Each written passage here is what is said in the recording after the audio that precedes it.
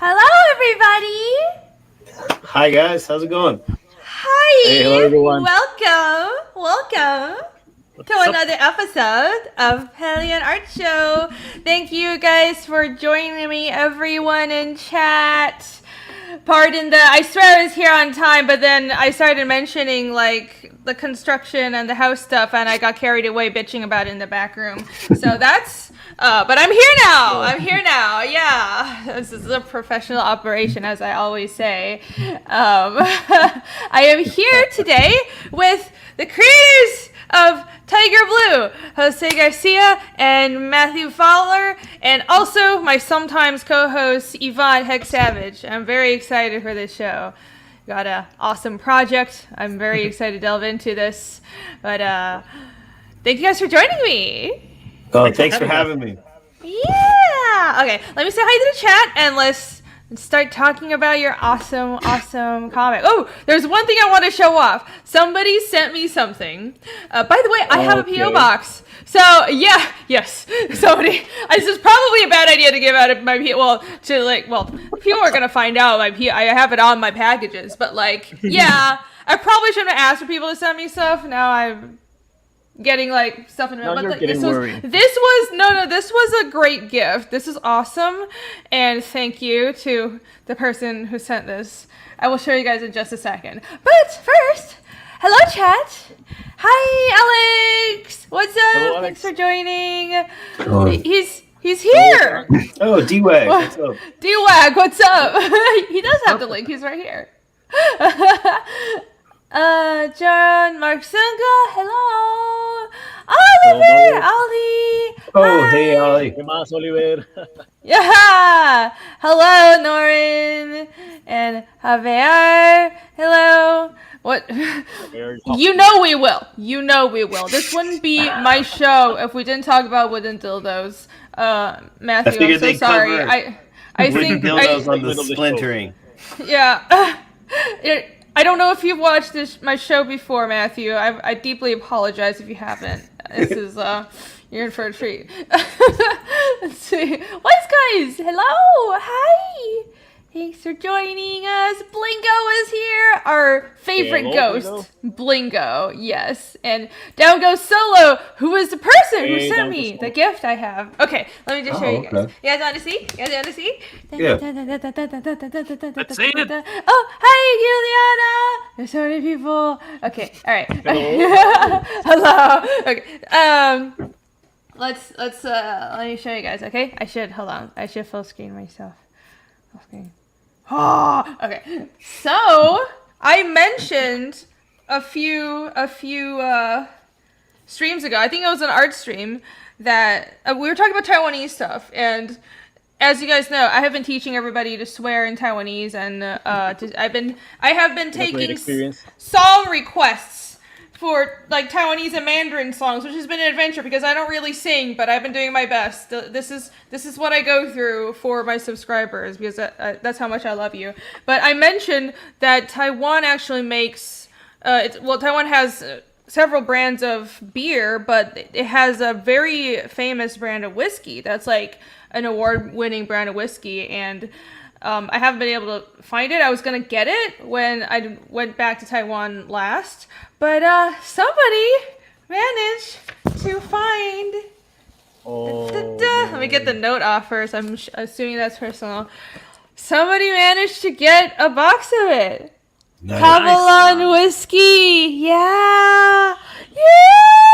Damn, How did fancy. you get this? I mean, I'm sure you can order it somewhere online, but I didn't look. I was just whenever I can travel back to Taiwan, I'll get 5 bottles. But yo, somehow you found this somewhere online. Thank you so much. And I do need whiskey now because Lord knows my life is stressful. Look at this. It's so nice. I only have 1 bottle. I'm almost That's fancy. Drink it. It's fancy, isn't it? It really is. Fancy. I'm glad you think so. Yeah. I mean, it is. It's award-winning.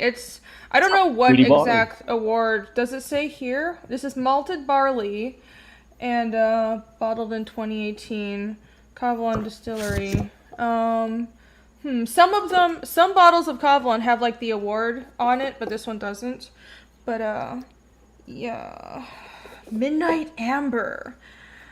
So they have like several different flavors, but multiple of their whiskey lines have won awards. So thank you so much. And if I get any drinking super chats, I do take super chats for drinking. I will be taking a shot of this tonight. So thank you very much, Dango Solo. This is awesome. This is his hometown. Oh, you make me so happy, and I definitely needed it because I just got all the plumbing in my house redone. That was mildly stressful, but it's done now. It's done. I have pipes. I have a toilet that works. It's so great, right? All right. You guys don't need to know any more about that. I sent Yvonne, like our group chat, Yvonne, AC, and Nick, like just a picture of they were digging up my front yard with like a freaking like earth digger, like my whole yard. That's how much work I was getting done. Like this, these 2 days. I mean, I was surprised at the machinery over there. That's yeah. You know that it's really serious. No, like all the plumbing, including they had to dig up the main line that led to like the city line. So like my whole yard is. Oh, damn. But should I start drinking now? I feel like I should start. Okay. Feel like it. On the bright side, I have not found any bones yet. So, on the bright side, I can sometimes. Do you live on an Indian burial ground or worse. something? Shit, I feel like this shit would be even worse if like, if I did, yeah. If this was on an Indian burial ground, like my house would already be on fire. How big is that bottle? It's about like, someone's gonna clip this. It's like 14 inches. It's a very feminine bottle, you know. Like usually whiskey bottles are kind of doodly, but that's a very like pretty bottle, you know. It is, yeah. It's very simple, but like very classy looking, you know. Yeah, like it's whiskey nice. tends to try to look like old timey. That looks really modern in its design. Yeah. Yeah, they have like really simple packaging, but yeah, very modern, very simple packaging. And speaking of, it was in a local grocery store. Oh shit! They don't have it at my grocery store. Maybe at the Korean market. I haven't been to the Korean market in a while. I should do that. Okay. Speaking of, I shall. Blinko's Eventual Ghost for $2 has asked me to drink, so I will. All right, I will. If I can open this, I will take a shot and then we'll get started. Okay? Yes. Let's not bury the lead. We are here to talk about comics and not about my my dumb house or whiskey, even though I do love whiskey. How do I open this? Construction and whiskey are both fine topics, though. You know. Oh yeah, I mean, that is true. It is interesting. I mean, like I never thought like before a year ago. Before I knew what I know now, I would have been like, oh my god, like renovation stuff's boring. But now I'm like, I can talk for hours. I can talk all day about home renovation. I'd be like, ooh, like this is like different kinds of drywall and like how do you do tile and like different ideas for building things in my garden and different kinds of decks and let's just endless. Yeah, you're almost a homeless trader. I have learned so much. I am. I mean, there's. I've also like done some remodeling, like optional remodeling, and I think I've done pretty well for myself. It's because I like things that look nice. So I mean, apart from the general skills that everyone has with their profession, there should be a moment in life that you actually learn construction things in order to diminish the prices. And actually, it's pretty good to feel that you do it yourself. If you do it good, if you do it well. I was about to say, like, this, I would be like, I am a strong proponent. Cheers, everybody. Cheers. Cheers. This is my Iceland, my shot glass from Iceland. Skål. I would say, I'm a strong proponent of everybody having to work, like, some kind of menial labor job when they turn 18 for at least a year. Like, friggin' go do construction, go do food service, go, like, dig up, like, go wait in the sewers or something. Like, it teaches you resilience and skills and a little humility. I think a lot of people don't have practical skills. Yeah. But, that's just me. I'm a little old-fashioned, I guess. I think people should be useful. Shocking. That is so good! It's like, it's really strong, but it doesn't taste like rubbing alcohol, which is what I like. And it's not too sweet. It's not too sweet. I actually don't like things that are too sweet. I got like this apple whiskey and this sweet sake, which are great, but they're like, all I have, it's like way too sweet. So my mom got my wife and I a honey whiskey for Christmas, and it was really sweet, and I wasn't really feeling it, but it was a nice gesture. Yeah, I like a couple of sips of it, but after a couple of sips, I'm like, I can't do it. I don't have a sweet tooth. Yeah. Okay, all right. Let's pull up. Are you guys ready? Hello, Dan. Let's see. Where is it? That is... Let me switch to the correct project. That's my project. You guys don't want us to look at this.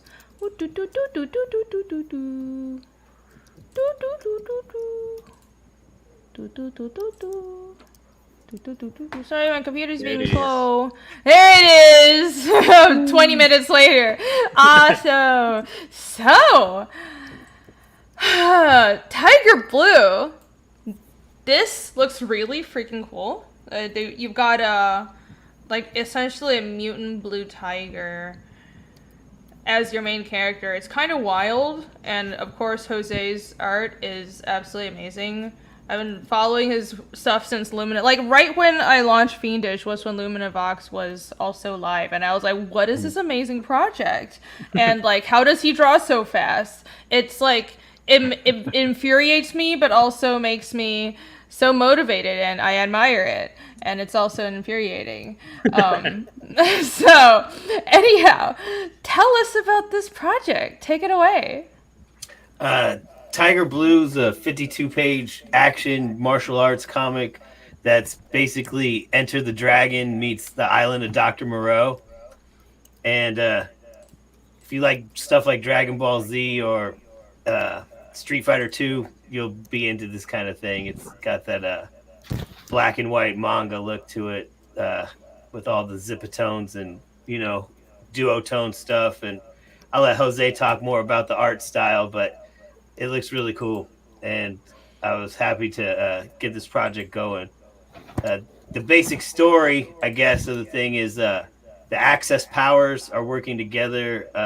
Nazi scientists are working with a dark samurai clan and the mafia. Their scientists are making the beasts, the samurai are training them, and then the mafia is using them as enforcers in a kind of street war in Chicago.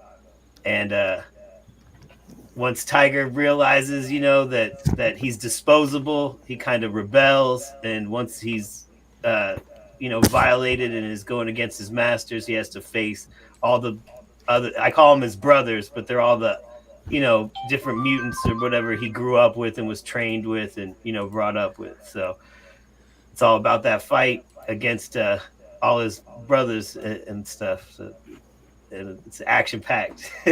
Hell yeah, and Phil's happy it's in Chicago. Chicago represent. Oh, hey, Phil, what's up? What's You've up, got Phil? this. Look at there you go.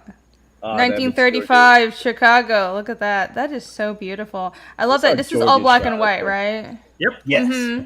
Yeah, I've been dying to draw a little bit more about Chicago because this story happens on an island. So we are already working on Tiger Blue 2. Well, I am making the first pages right now, and I just really want to get into the city stuff, Like, I really want to have a story with all the action and everything happening in this age, this kind of old-timey age, because I love this aesthetic. Like, the first pages here on the first volume, it's you have a tiger fighting against the mob. So those were some of my favorite pages because, you can have some of the old bars, you can have the gangsters, and a lot of action. So it was pretty enjoyable to draw. Right, I bet. I mean, Chicago is such a wild city. It's got that, like, mob history as well. And, like, that's perfect. That's perfect. I like how it's all, like, not LA or New York again. That's pretty it awesome. shifts You're from like, those architectures that we all know, and Chicago needs a little bit more recognition in those stories. look at this. Look at this. I wish like Indiegogo would zoom the images more. Like this is. Let me see. Can I open it bigger? Oh, there we go. Oh, there you go. Yeah. Answer my own damn question. That looks so great. Is this the panel of him fighting the mob? He's fighting like everybody. Okay, he's just like, this isn't a fight. This is like a massacre. I don't understand. Like, this is not a fight. So he's a mutated, sort of like super soldier tiger-ish. Yes, I'd say very reminiscent of the Super Soldier program, and stuff like Hydra and the Hand Ninjas, and all that kind of 1940s World War II vibe. Sweet. Like, he's wearing a little tux. Well, not a little, but like a big tux. He's in a suit. He's in a suit. It's the tiger suit. I love it. Oh my gosh.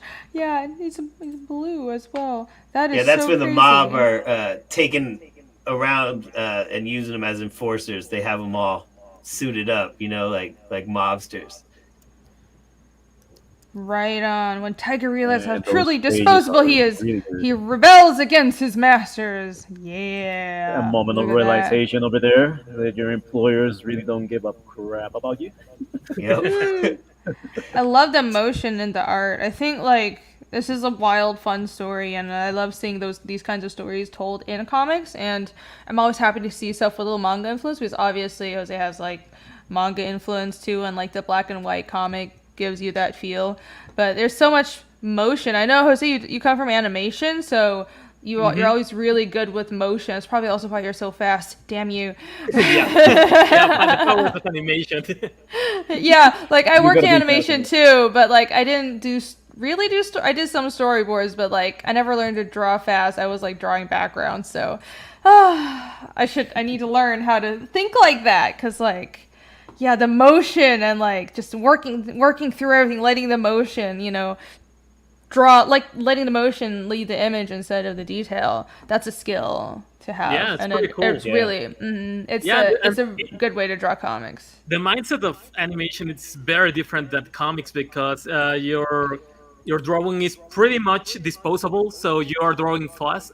You're instead of trying to get a pretty picture, you just want to tell a story, right? So I don't think in terms of comic book pages. I think in terms of scenes. Composition. So if I have like 5 pages, that's a scene, and I only focus on the thing that I like. And every panel is kind of disposable, but at the same time, I try to get the composition right and everything. So what I do is that I pretty much just sketch everything in like 15 minutes. And if the page doesn't work, I just erase it completely. Like I delete the whole thing and start all over. But I never take more than 15 minutes to sketch the whole page.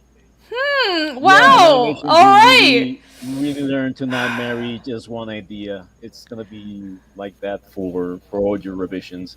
So, wow, that's a nice timing that you have over there. Like today, I was working on a page from Lumina Box, and I couldn't get a pose right, so I started I started drawing, and I couldn't get the pose right. And after 20 minutes, I saw that I was at the 20-minute mark, and I was like, "Oh no, I got to this has taken way longer than expected." So I pretty much erased the whole thing, start from zero again. And the second pass didn't work either. So I just started working on other pages, and then came back. And when I after drawing like 2 or 3 pages, like I returned to the first one, and I just start from scratch again. But this time it came right. But I never saved the sketches before. I don't want to get hung on on just one composition, because if it doesn't work, if it takes me a lot of work, like and it doesn't serve the story, like I gotta it's easier to start from zero for me. Interesting. All right. Well, just like being very aware of your time and essentially timing yourself, that's a good approach. And what I've noticed is like, and I've talked to other artists about this, artists who usually take a long time, it's like when you're under the gun and you work fast, like people don't really tend to notice, and sometimes you do better work because you're just so focused. Yep. And like if you take too long, if you don't set a hard deadline or like I need to finish this in this amount of hours, you overwork things.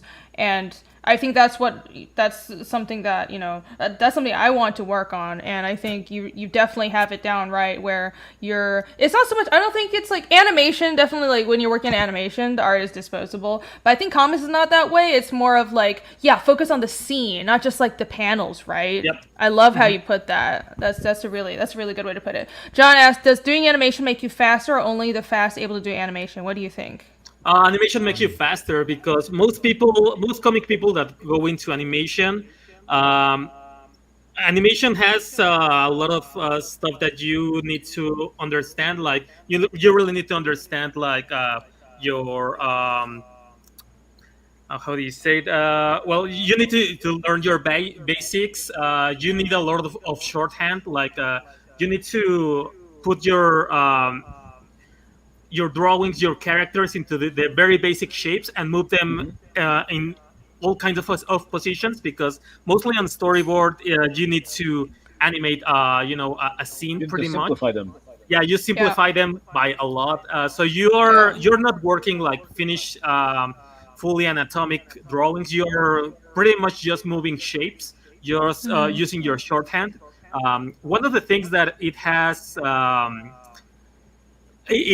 kind of set me back a bit on the comic side is that since you do a lot of storyboard, you don't get to make the facial features a lot. So I don't know if you guys know Narwhal, but Narwhal's art, the kind of faces that he makes, like that's the kind of expressions I did. Like you never go full detail on faces or anything. So it makes you faster, but you lose some stuff too. Like I cannot really draw a face the way I did like before animation, because I draw just so fast that I just focus on the important things. But the thing is that you don't have line weight.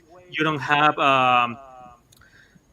the composition is different, because in comics you can have like a panel that has like the past, present, and future all happening at once, right? And on just one panel. But in animation, you have to draw everything. Like you have time, you have a duration of a scene. Like if you have 2 seconds, you have to use fully those 2 seconds to tell the story. So you also have to be very aware of continuity. You gotta be very aware of continuity of the camera work. It's very different than in comics. Like in comics, you can. Well, same in comics. We really should, and a lot of comic artists don't do that. Yeah. And there's super easy stuff from animation that you can put into comics, like the 180 rule. Like draw the characters on the same side of the page, so there's so people don't get confused about what's taking place in the scene. And composition is a big one for me. Composition, it's one of the things that I get bored in comics a lot. Like the composition from American comics, it's kind of mostly all the same. And in manga, it's kind of more dynamic. And you can see people in animation that they have different kind of stuff, like Narwhal. Like I'm a very big fan of Narwhal. I think he's the best hero in CG, to be honest. Artist-wise, like he's on my top 3. And I don't know, like you will people on comics coming to animation, like they spend like 2 hours in just one pose, and people just tell them like, no, this is supposed to take 2 minutes. You have to draw 200 panels. Like you cannot spend 2 hours in just one panel, in just one pose. So definitely. I've been through that as well. It was a learning curve, but like just because you feel like you have to finish something before you show it in comics, but it's different when you're doing storyboards. It's very interesting. Fresher Luke, thank you for $5. Fresher Luke says, "Hey Reedy, how does one get on the show to talk about their crowdfunded comic? Just message me on Twitter. But I'm actually taking a break. This is the last promotional show I'll do for a while because I need to hunker down and focus on my book. Because with all the other stuff I have going on, like I want to, like, at least for March, I'm going to just be drawing. I'll still be streaming every Wednesday. So I'm not stopping streaming, but I'll be doing art streams. But after that, I'll you just message me and we'll set up a time. But just so you know, it's gonna be a while. I need to work. Yeah. Guys in the chat, you should check Fresher Look because he's one of my top 3 artists. Is my one of my first is Norwal. Fresher Look. He has Forsaken Gods 2 campaign. I think it's about close. So check that out. Okay. But he's a great artist. He came from Nickelodeon and DreamWorks, so he's an animator too. He was upper on the. Yeah, he was upper in rank. He was a director. So you can learn a crap ton of stuff from Fresher. He's awesome. Yeah. Awesome. Cool. Everyone check out Fresher Look, guys. And too bad your campaign's closing. And yeah, I'm not doing a show for a while. But if you're going to In Demand, you're more than welcome to come on anytime. I'd love to talk to you. Now that you're so highly spoken for. Awesome. So let's see. Let's look at some more of these pages, dude. Man, I do want to say that those pages are amazing. It really reminds me of 2 authors. The first one is Run from 619 Label. The guy who did Modafukas. I love that cartoon. I work with that guy. Amazing. I work on the movie of Modafukas. Yeah? Oh, no wonder, man. Yeah, on France on Ankama. Yeah. I told you Jose is famous. I randomly caught that motherfucker's on Netflix, and that was one of the coolest things I've watched, man. It was really cool. Yeah. It was pretty good. I saw that similarity. Okay, yeah, nailed it on that one. See, I was like, first of all, Jose is awesome, but Yvonne, like, your style, honestly, Yvonne's style reminds me of Jose's style a little bit, but I was like, you're gonna love his style specifically. You have to come on the show. Yeah, see, what did I tell you? Oh man, I really need to see your work too. Then. How can I find you on Twitter, man? In Instagram. Instagram is just X Savage, like over here. Yeah. Cool. And Hex Savage everywhere. yeah, it's also an art station. I'm trying to pull it up. Pieces over there. They're all scattered over there, but still, also working out so I can upload a little bit in these weeks that are going to come. Because I was not working in illustration for a while, almost for 8 months. So I'm a little like left behind. Still, this really amazes me, and I'm this is really good. Knowing that you also participated in that project because it's underrated. I mean, it's a nice comic, it's a nice graphic novel, and overall, it was a nice movie. Mm-hmm. I do think so. Yeah, I don't hear a lot of people talking about that movie that much, but it is really good. Well, I was sleeping. I never heard of the graphic novel. You know, I came real late to that party and just happened to. Yeah, I gotta complete the collection. It is beautiful. Yeah. Where is your Instagram? God damn it. Yeah. Okay, whatever. We'll pull it up later. We're focusing on Jose right now. Anyways. I'll put it in the private chat. There you go. Do my work for me. Thank you. But yeah, look at this. Oh, cool. I love how it's like shaded too. Is it some gray? It looks like some of it is gray, but some of it is dotted, right? Some of it is like screen tones. Yeah, we have screen tones for the backgrounds and for the characters. It's purely digital. Like the great thing about indie comics is like I could never have done this on the mainstream. So this is my first time doing a comic on this style. So I'm pretty grateful to Matt because he told me like, I want this comic. He sent me all the concept art. The cool thing about Matt is that he hires other artists to do concept art. And we have pretty great pieces and I just get inspired and we both love games. We love the gaming stuff and I love manga. So when he told me like, we're going to do this full black and white, I was like, oh man, I really need to take this project because I'm going to be a little bit selfish. I want to do something outside my cartoony kind of Disney Dora the Explorer kind of style that I do on Netflix. I really want to do something cool. And there was this perfect opportunity here. And Matt liked the first pages, so I decided to go full kind of manga. Kind of like this style, kind of shiny. So I'm still trying to work something out for the for the next issues. But it was fun. It was just playing with values, gradients, and yeah, trying to get some cool stuff. And this was actually a step to define the style I did on Graveyard Shift 4, because I worked on Graveyard Shift 4 after Tiger. But if I didn't drew Tiger this way, I wouldn't have find a style to work like a more serious comic. I don't know, like a more American comic kind of style. Yeah. That's like, it was like a lead in. Yeah, and I saw the pages you've shown for Graveyard Shift. Those look really good too. Thanks. Damn, fire. Oh no, we're talking about printers in the chat. Okay, I'm not gonna look because I'm gonna flip the fuck out. I'm gonna say that the other artist that remind me of the style is Robert Bailey. Oh, Robert Bailey! I love Robert Bailey. Yeah, he was the one that did Sigma Blue and Love, Death and Robots, and he does amazing projects, amazing little shorts. But overall, how stylish it is, and the combination of black and white, it's really Sigma Blue's that pool cleaner that transforms into a guy and then turns himself back into a pool cleaner, right? He did He did the intro for the Rock Band stuff. The Rock Band intro. I don't know. He did one movie called Beer, Cinder, and Cigarettes. That's a beautiful movie. It's on YouTube right now. I think it's free. And it's all his style. He did it all by himself. He's awesome. Wow. Yeah, he also has like a he's maybe been pulling like tutorials on YouTube also. Yeah, he's back. That's a treat to Yeah. to see and learn a little bit about it. That's like my every afternoon. I treasure my his book. I got it on my first Comic Con. It's called Massive Swerve. So I got to meet Robert Bailey in like 2010.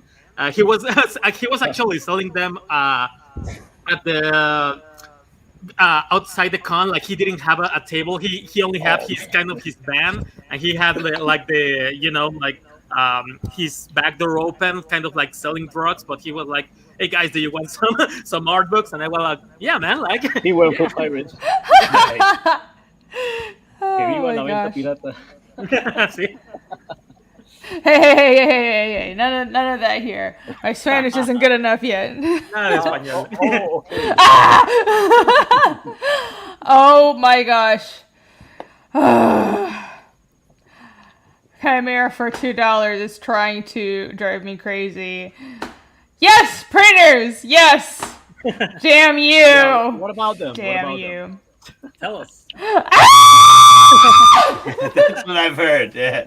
It's all about like, oh, I can't find this cover stock. I can't get this paper. I can't. I heard it's been nothing but headaches. I know. So yeah, I'm extra mad because I was gonna go with Mix'em right before the shortage, but I didn't know we were gonna have like a huge paper shortage. It's like, it's been a year of a pandemic. We didn't like have paper shortages. I didn't know it was like literally a month before the paper, or like a couple weeks before like the paper shortage hit. So I was like, I was gonna go with Mix'em, but they couldn't do Spot UV, so I dropped them and I looked for someone else. And this person I found that was in mid-December. I've been waiting since mid-December for my books. Like, they've had the print files since this literally December 15th. A long time by now.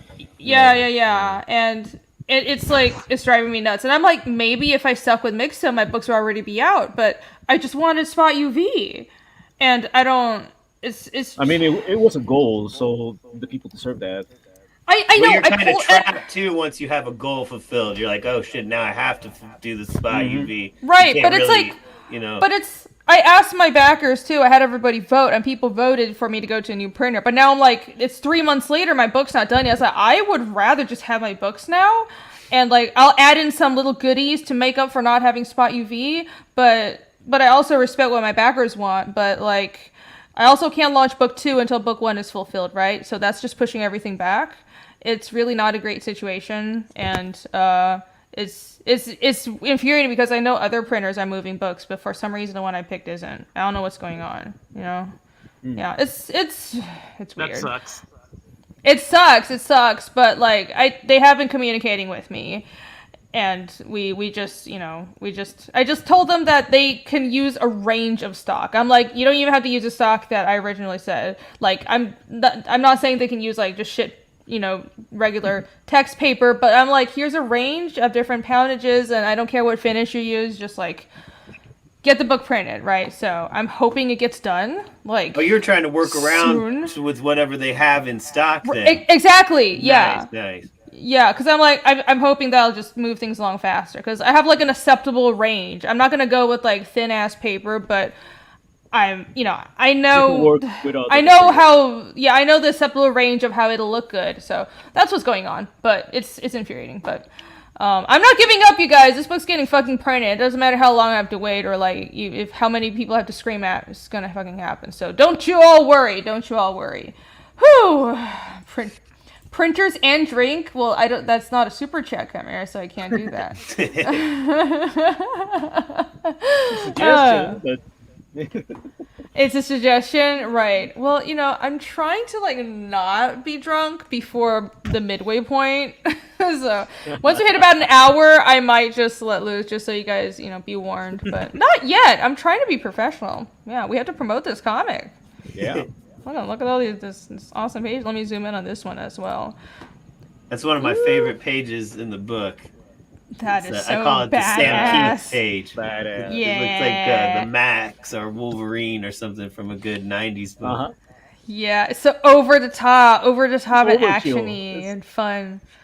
It's what a comic should be, yeah. And it's funny because you have like this scene where these jetpack samurais attack Tiger Blue, and they're like only 2, and he has like 15 blades just stalking him, just because I just want him to look cool. Yeah, that's a good reason to just chop up your character. I just want them to look cool and look like a badass. Sometimes you gotta treat yourself. Treat yourself. Oh, down goes Solo for 10. Thank you. Says, can you have another drink and curse the printers on Taiwanese? Well, my Taiwanese cursing is not that well. I'll curse them out in Mandarin. I will do that. I was requested by Super Chat. I have to. Yeah. I have no choice in this matter. So here we go. All right. Dear all the other printers. 你们这些好不专业的混蛋 That came from the soul. Right on. Wow. 你们欠打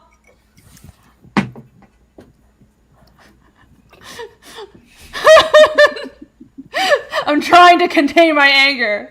哪天我找到你们家门，给你揍一顿。Okay. Restrain yourself. Don't get yourself sued.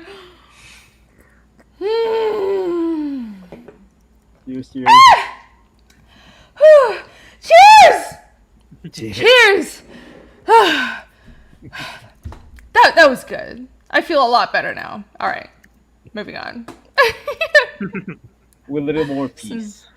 A little more peace, right? The more I drink, the happier I am. So, what are the bundles for this? I heard you have a game, you have like animation, you have toys. This is wild. Yeah. What's going on? All right, so we have our Totally Child of the game. 80s Even bundle. I wanted to do my best to recreate like what a Friday night in like 1989 would be like for like when I was growing up. You would rent a game and have your like G.I. Joe or Star Wars toy from the convenience store, and your comic book, and I wanted to recreate the feeling of that as close to be able to fit on the shelves back in the day and not be out of place. I wanted to look authentically old, and that's this bundle. So we got a replica Game Boy box and a replica cartridge for the downloadable game, just so you can put that on your shelf and display it like an old.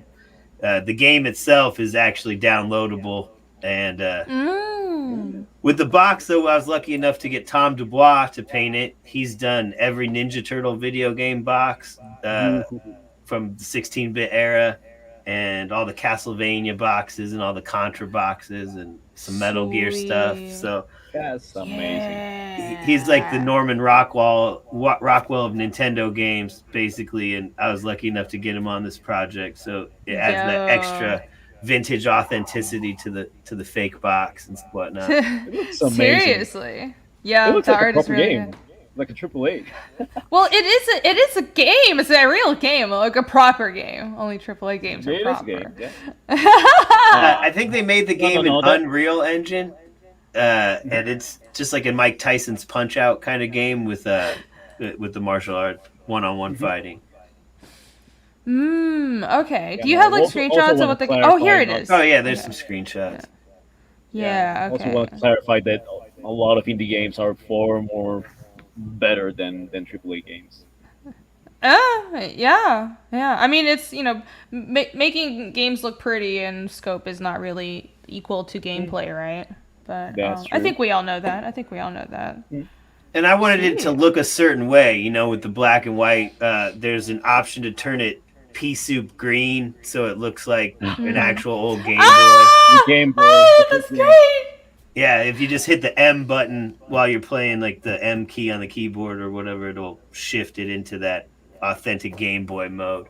So I did as close as possible without actually having some indie developers like make a Game Boy game. Like that stuff tends to get really expensive and take years to complete and stuff. So I figured this would be good enough, to kind of give you a little, because everybody's doing like bookmarks or patches or let's figure it. I was like, well, let me see what I can figure out that's something different than what everyone else is doing. So this one level demo, I think they call it a vertical slice or a prototype in the industry. It should be fun for everyone to mess around with. Yeah, that's really awesome. And also, I've seen people do. Oh, sorry. Continue. I was gonna say it's a little bit of an experience too. So like when you get to the fight in the comic book, when this particular fight's about to happen, it's like gonna say like play your game now if you want, and then you'll get to play that fight and then continue the rest of the comic or whatever. So it should be fun. Cool. I do little weird interactive things like that in my books. In my kaiju book Psycho 66, there was a QR code that had a song from the band play like in this page where you see them playing and stuff, and just I try to do little Kojima shit like that, and to try to be kind of cool with it. Oh yeah, that is cool. I mean, you're definitely going the extra mile because I've seen people make game cartridges, but I think there's very few people who manage to get basically a mini game done, and kudos to that, dude. Hey Yvonne, you're getting some love too. Danko Solo says he likes your Yomi. There you go. Oh, okay. Let me share that on screen. And Alex wants to commission you, but he's worried about having to get it shipped. Unless you With can other hide goodies. it in coffee beans or cocaine. Yeah, I don't know how do you get have a to package pick me from up. Colombia? Oh, okay. Oh, A physical it is funny commission? because- yeah, I mean, it's funny Okay. because they go under really tight scrutiny, as we saw earlier. All packages Yeah. are like open with knife and all that, and like, dude, come on, trust me, not doing anything. The business is already up. Right. It's little.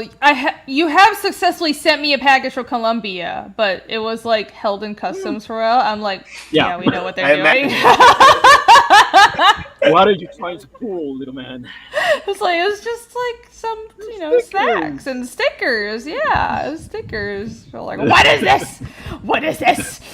Is there something on the stickers? I'm gonna sniff the stickers. Bring the drug dogs. Yeah.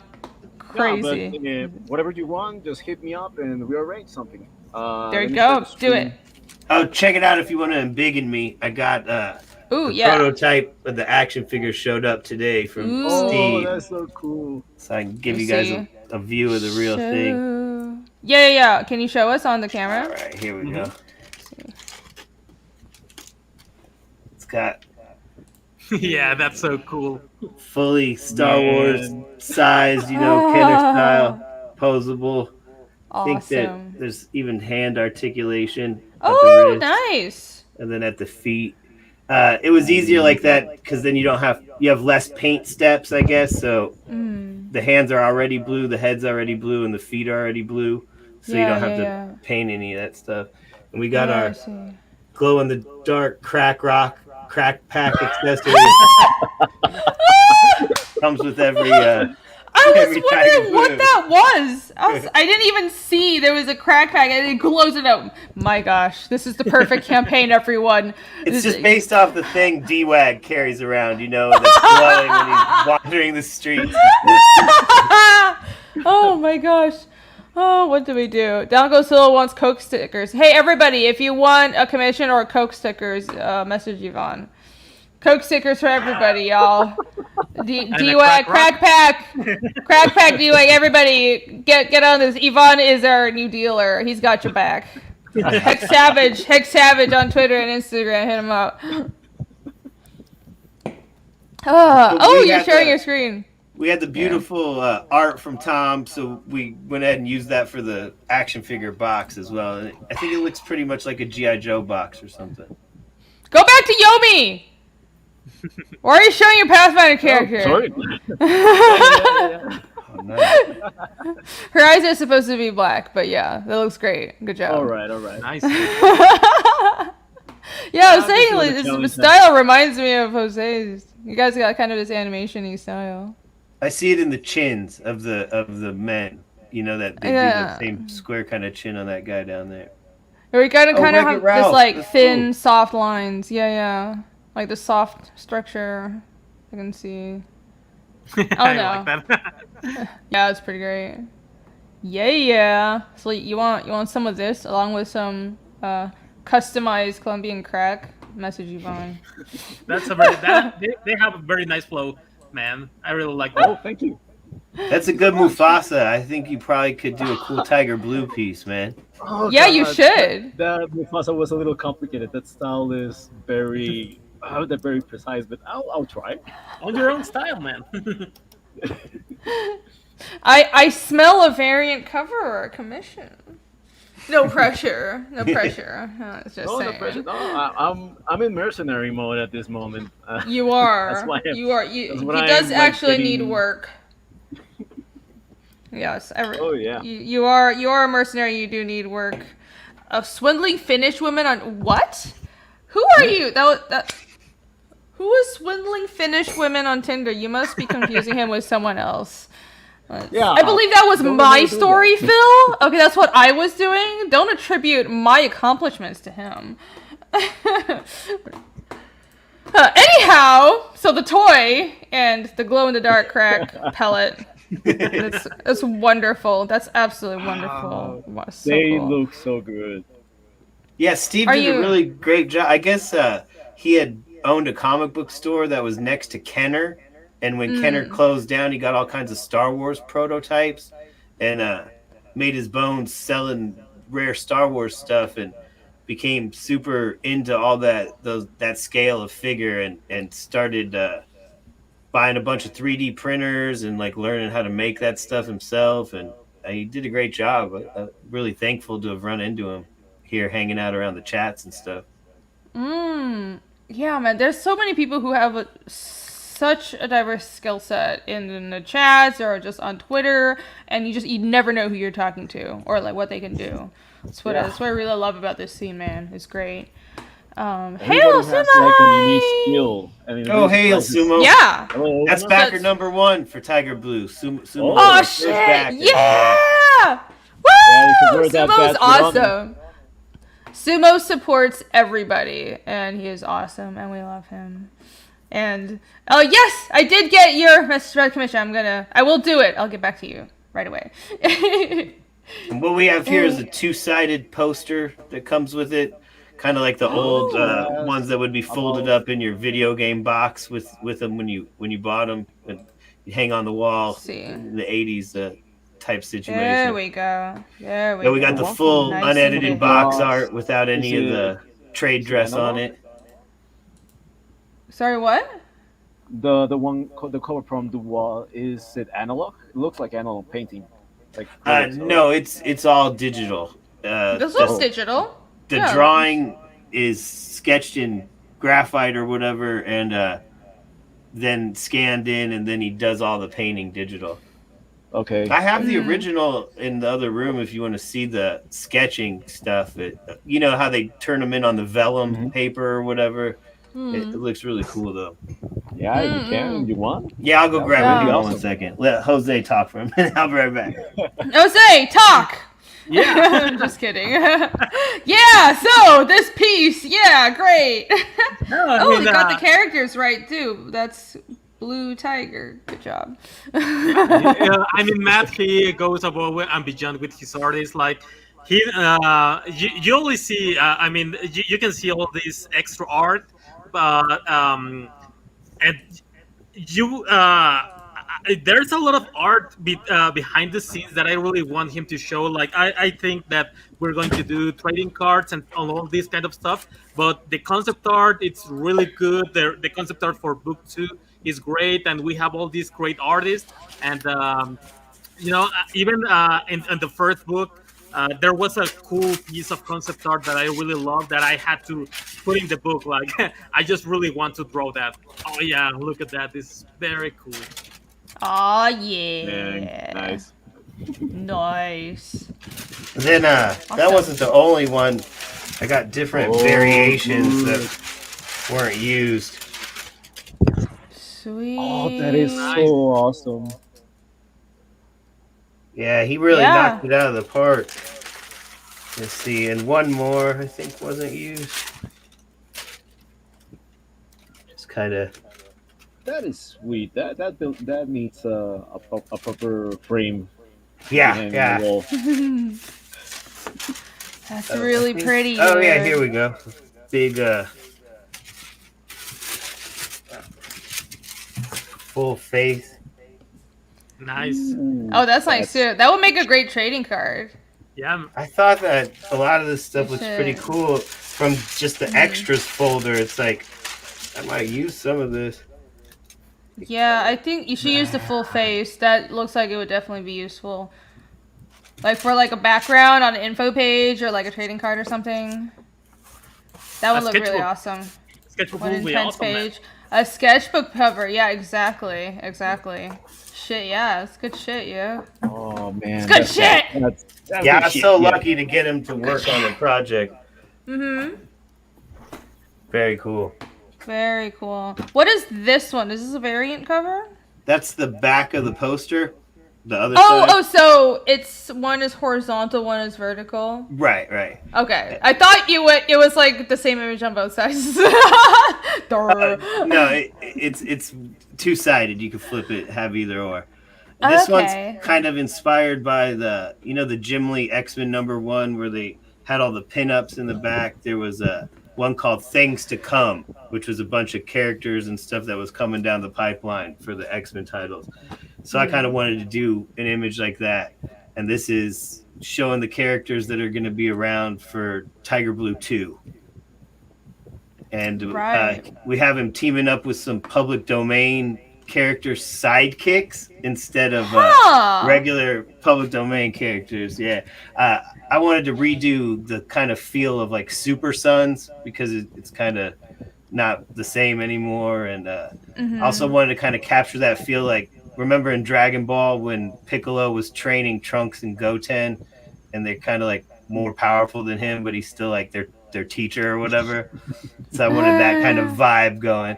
So we got our martial artist Tiger that's stuck babysitting and training 2 Superman powered level 10-year-olds, and the adventures they go on. Doesn't sound like a headache at all. Not at all. John asks, Fowler, what is the comic book store you're in right now? Oh, that's my drywall basement or whatever. I was like, you own a comic book? I thought you were like sitting in the back room of your comic book store and you owned a store or something. I was like, what do you do? But interesting enough, the back wall rack I have there, and I have a counter here that was in my local comic book store, and I bought it from them when they closed down, or like shutting down and liquidating everything. So it's pieces of my childhood comic book store local shop, but it's not a real shop back here. Oh, it's like awesome but also sad at the same time. I don't know how to feel about this, but very cool. No, I don't remember from Dragon Ball. He's not a weeb. How dare you? How dare you? Yeah, that looks awesome. They're jumping out of a plane. Of course, they're jumping out of a plane. Stretch goals. So, of course, 6 a.m. sticker. Yes. Yeah, we're lucky enough to get him and be part of the crew that have 6 a.m. stickers. I'm a huge fan of his collage that's got everyone's characters standing up against Spider-Man. And it just keeps growing and growing. And now it's like this gigantic collage of everybody's stuff. So, yeah, that's pretty epic. Yeah. That's cool. It's just gonna be like this giant blob of characters, of indie characters. Yes, but I talk about this before, but anytime you feel like, oh, my book's not selling good or no one's looking at it, it's like I like to look at that 6 a.m. collage and kind of be reminded that there's like hundreds of us, and we're all trying to get seen and be part of it. And it's just look at that collage. It's like every one of those characters is someone else trying to get it done out here, So right, just a little bit humbling, I guess, but also like cool to be a part of.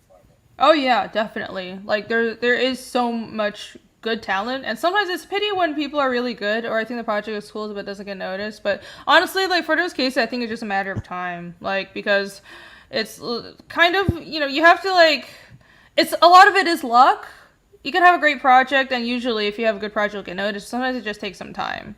And I just love seeing people doing things on their own. Like I've always liked seeing independence, and I think like comics are best when they're not made in some corporate structure, and it's people telling their own stories that they want to tell because they love it. Like, that's how it's supposed to be. That's what we're doing here. That's right. Ooh, I just knocked something over. All right, let's not do that again. There's also like a sense of collaboration between people. It's like a safety network, and that's also good to see that it's growing and growing with more reach every time and across different nations also.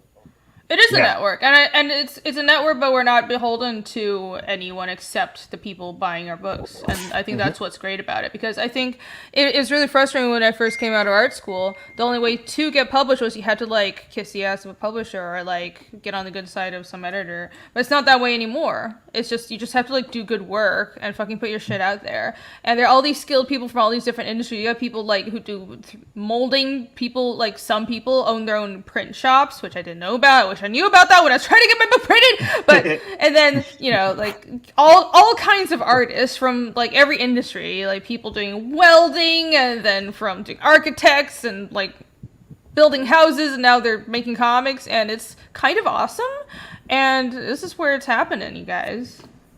It's a place to be. Yeah, for that's sure. Where we are. And we had just unlocked this stretch goal here from Joe Ball. It's another sticker. We decided not to do bookmarks and to double down on the stickers. Double down, that's right. Yeah. Joe Ball is great. You never can have enough stickers. That is true. I love Death. Well, you would say that. Death does look good. Yeah, his big manga epic or whatever. Super detail style. Yeah, crazy detail style. His Tiger Blue looks really great too. Look at that, so ferocious. Or bloody. Love that. And your 15K is not unlocked yet. Trading cards.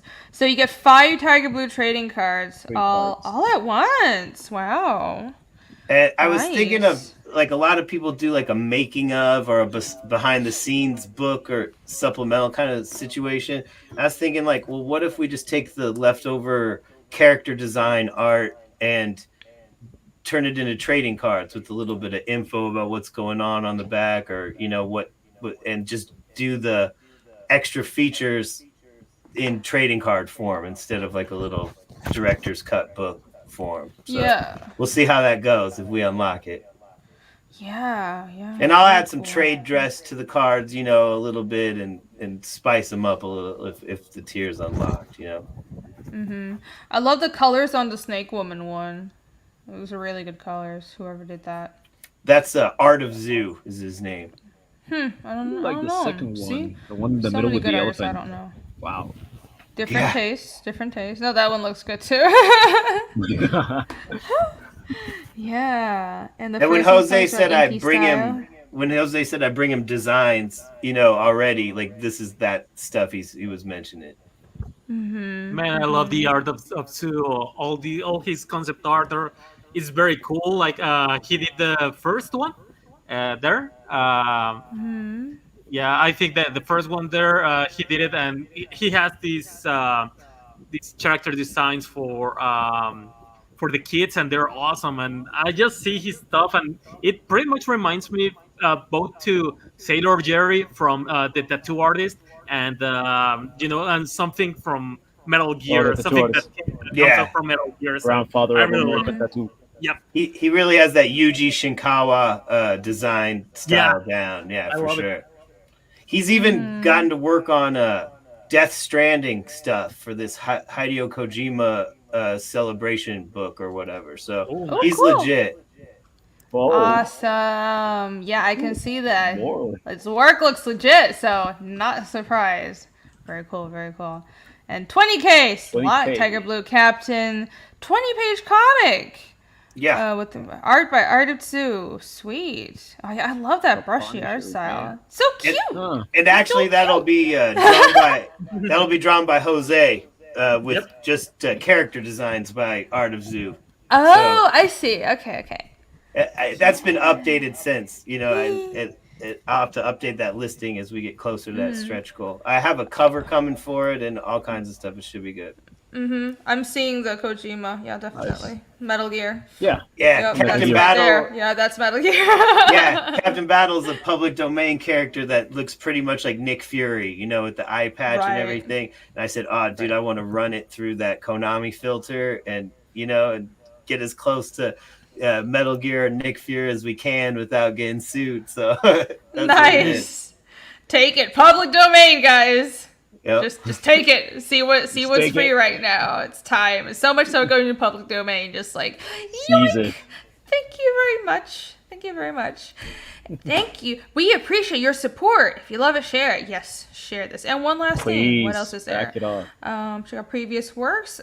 Awesome Dixie Rose, and I can't read that. I'm sorry. I don't know that one. Psycho 66 is Psycho 66. Okay, yeah. I know Dixie Rose. Psycho 66 must have came out before I started crowdfunding. I think February 2020 is when we launched. Oh yeah, definitely. I didn't. And I think I didn't even know what Indiegogo was.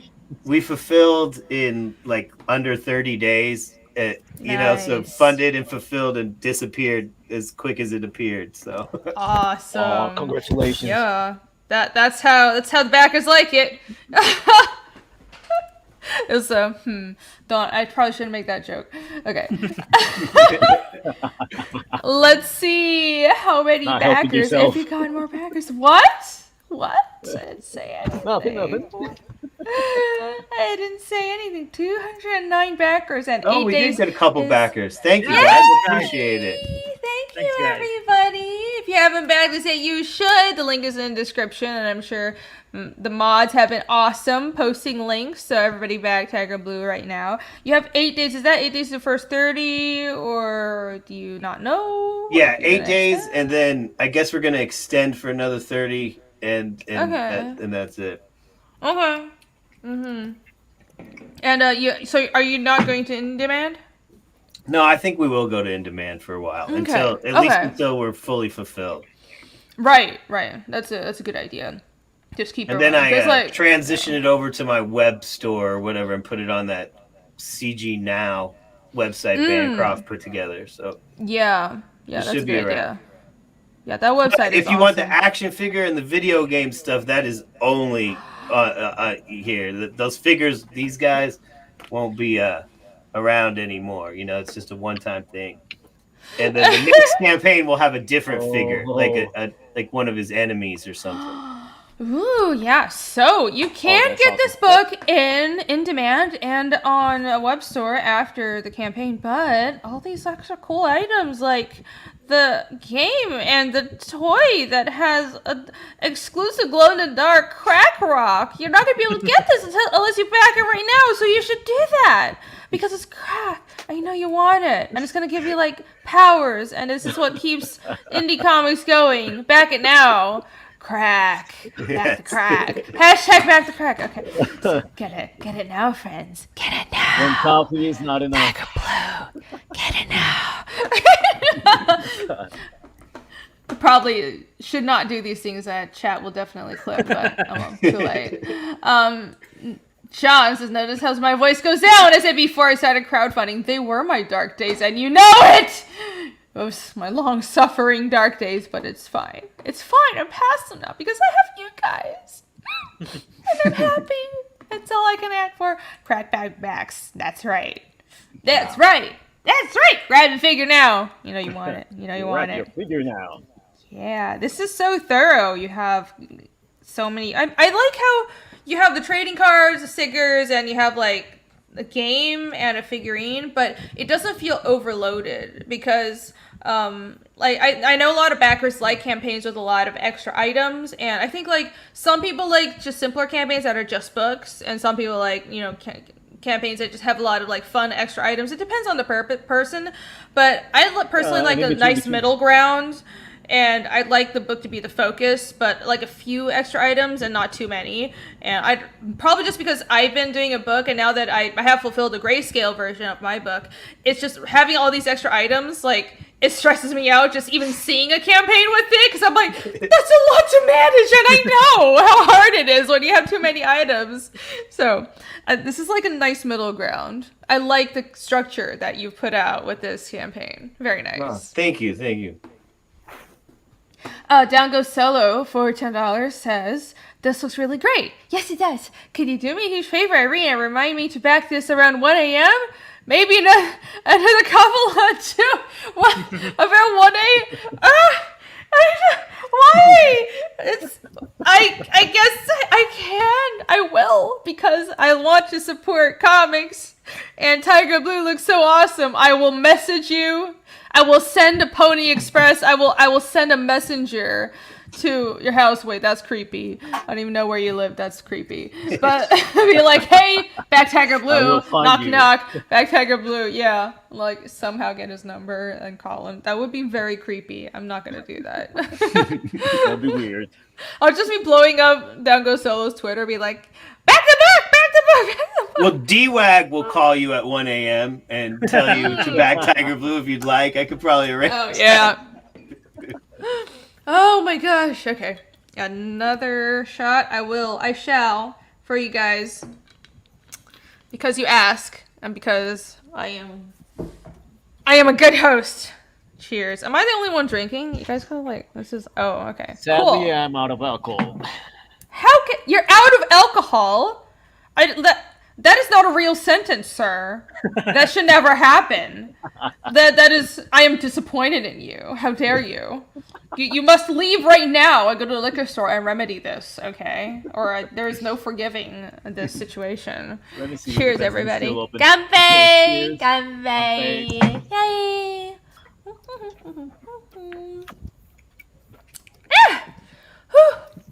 It's strong. I think this is like 45%.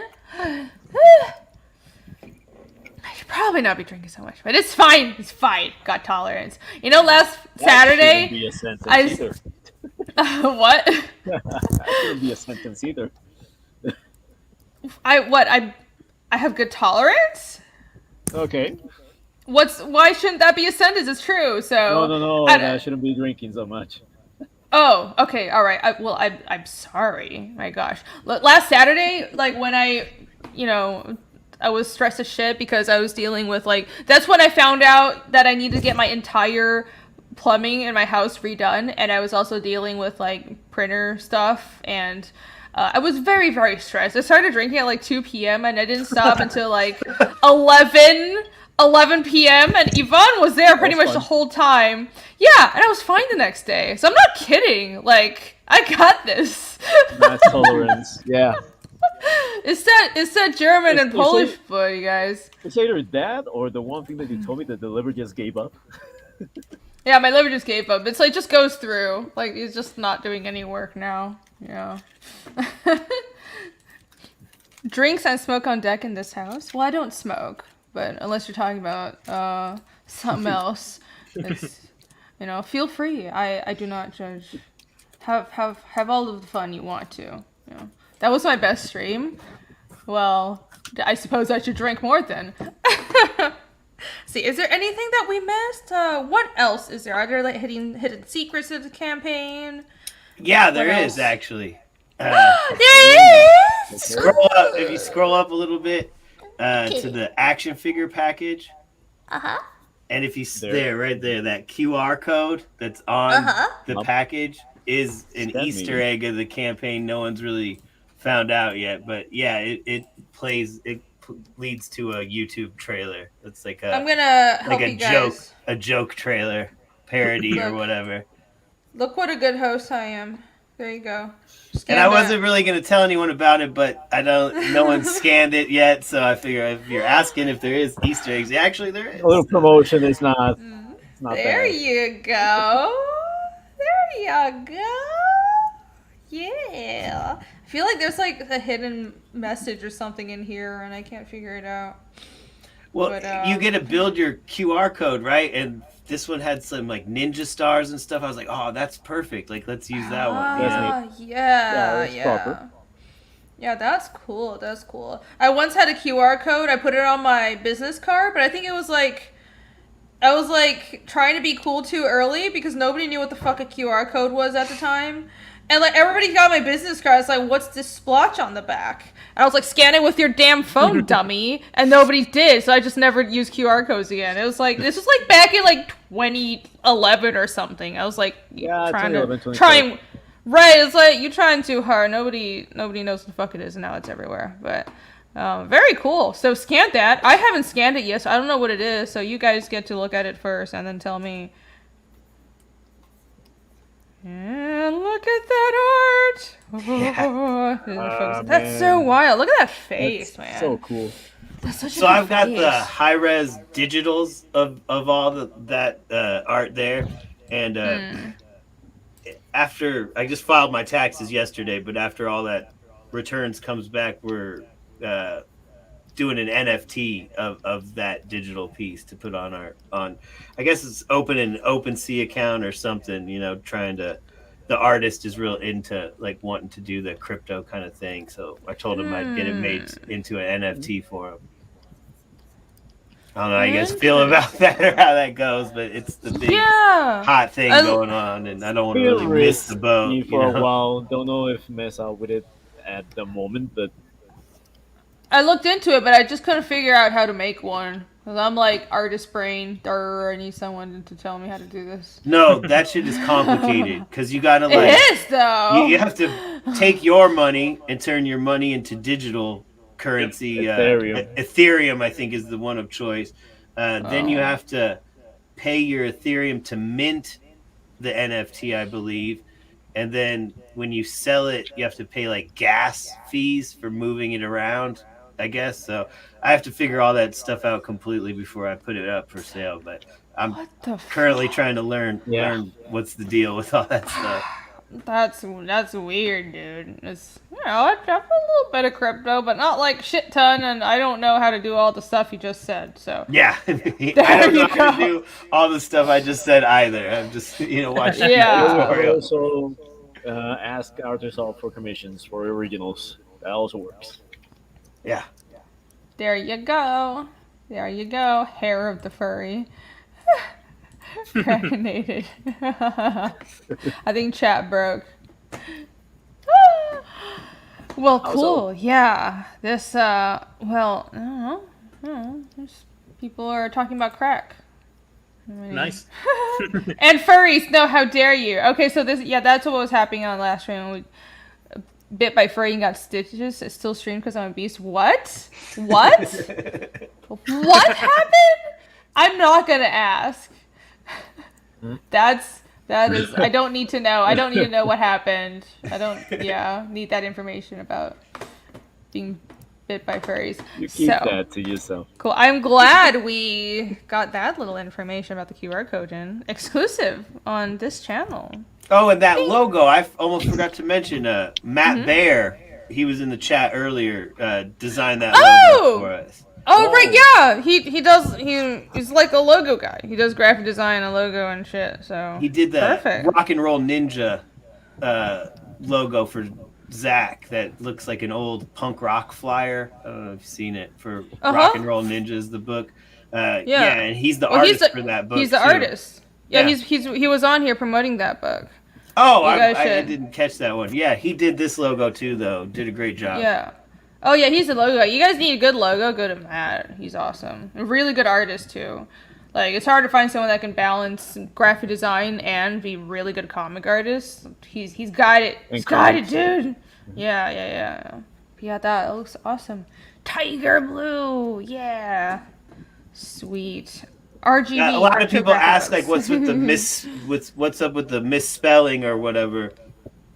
And it's based off that old poem, Tiger, Tiger. You know, it's a William Blake poem, I think. It's just about tiger, tiger, burning bright in the forest of the night. You know, the fearful symmetry, I guess it's called.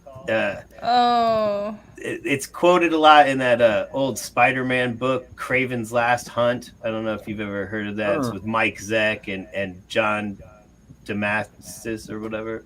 I didn't know tiger was spelled this way from that poem. Yeah, it's from the William Blake poem. It's okay. Yeah, so that's the reference though to the old Craven's Last Hunt and the William Blake poem. So yeah, it's with the weird spelling, and it's kind of like late '80s, early '90s when everything was spelled like real extreme and wrong and stuff. So I figured it fit in. Yeah, I mean, I thought you guys were just, you know, it was just for fun. I didn't really think there was a reason, but I'm glad to know there's some background information. Yeah, it's also a cool Easter egg. Mm-hmm. If you get the reference, yeah. Special knowledge. All right, let's see. Do we have any more backers? Let's scroll up and see. Oh no, no more. Yeah, Come on, everybody. You know you want this book. Get the book. Get the book. You know what? Let's play the trailer. I think we need to do that. Get the book, get the toy, get the crack. I like how Yvonne has been fitting in so well. Like, he's every time, I want you all to know, he has the link for all my shows. Because I just posted in the chat, it was like EC and Nick and him, and I'm like, y'all welcome to come on. And he's all like, oh, I feel like I'm intruding, and like, you know, I'm not really your co-host. I'm like, get the fuck on the show. And he never does it. Now he's on here, and he's like, get the book, get the crack. Come on. See, you adapt quickly. All right. Yeah. Good job. Good. I'm loosening up. You are loosening up. I'm glad to see that. All right, how do I share this fucking screen? Let's see. Share screen. Not share the folders. I don't want anyone to see. Oh no, did I share audio? I don't know if I shared audio. Fuck. If I didn't, you guys will know. Tell me if I didn't share. Alright, let's play this. You have multiple trailers? One is just gameplay footage. Okay, alright, so it's one. Cool. Alright, let me know if you can't hear it. 1935, Chicago, Illinois. Early elements of the Axis powers are secretly working together to develop the ultimate bioweapon. Ferocious beasts created by German occult science, trained by dark samurai, and used by the mafia as lethal enforcers. When Tiger realizes how truly disposable he is, he rebels against his masters. Forced to fight his brothers, Tiger's struggle for vengeance and survival is about to begin. With an authentic retro video game in the works, toy, and poster art by the legendary video game box artist Tom Dubois, you'll want to get your claws on Tiger Blue. Back in now.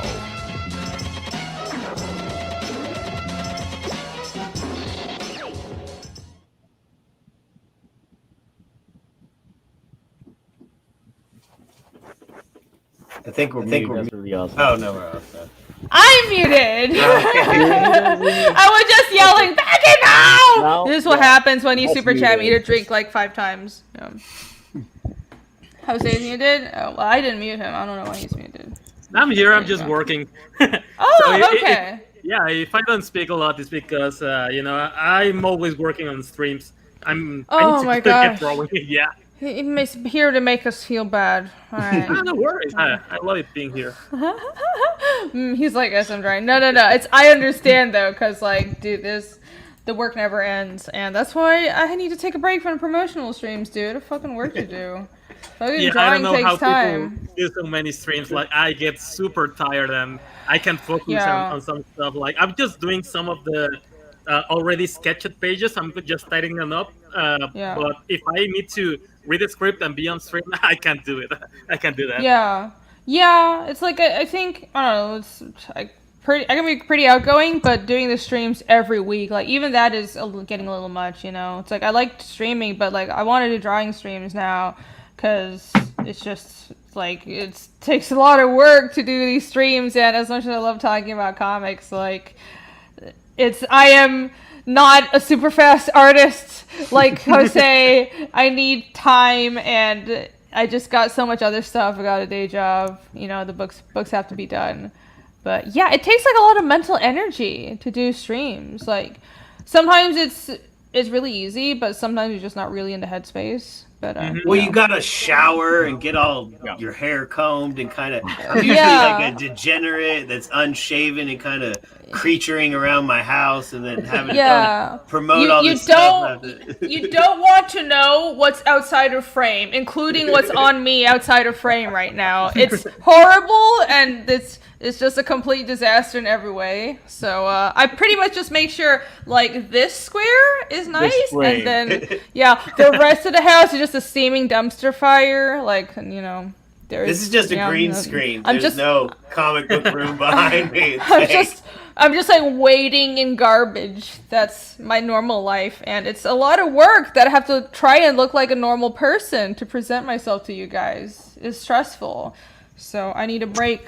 Can I have that? Yeah, it's sacrifices. I sacrifice my time waiting in my trash and drawing. Cause it's the only way I can draw. It's if I'm like rolling in garbage. Yeah. Because I have nothing else. No money. Not after these renovations. Oh shit. I mean, so much stuff is gonna get. I give up. Now you want to know? Drawing stream like the last one. Yeah, I'm just gonna be doing drawing streams every week, you know. And it's I love the promotional streams, but like I need to get work done, and the drawing streams like I'm drawing and just talking to people. Like I can do that, right? But if I'm doing the promotional streams, like I like to do a good job. I like to actually like promote the books. I'm the host. I can't like draw and promote someone's book. And I like doing it, but like seriously, I have so much work piling up. And like I took on commissions. I wasn't gonna take commissions, but I took more just because like I paid like over $15,000 for what I had to do for my house recently. With the yard being tore up and stuff. Yeah, it's major. It's major, like uprooted my whole yard. It was major shit. So like I need to hunker down and do that work, and it's gonna be a lot of long nights, and it's cool. It's what you gotta do, but you know, I hope people like the drawing streams though. So I'm gonna keep on streaming every Wednesday, same time. It's just gonna be like chatting and doodling and stuff, right? Yeah, I'm sure it'll still be fun. Yeah, it's kind of relaxing.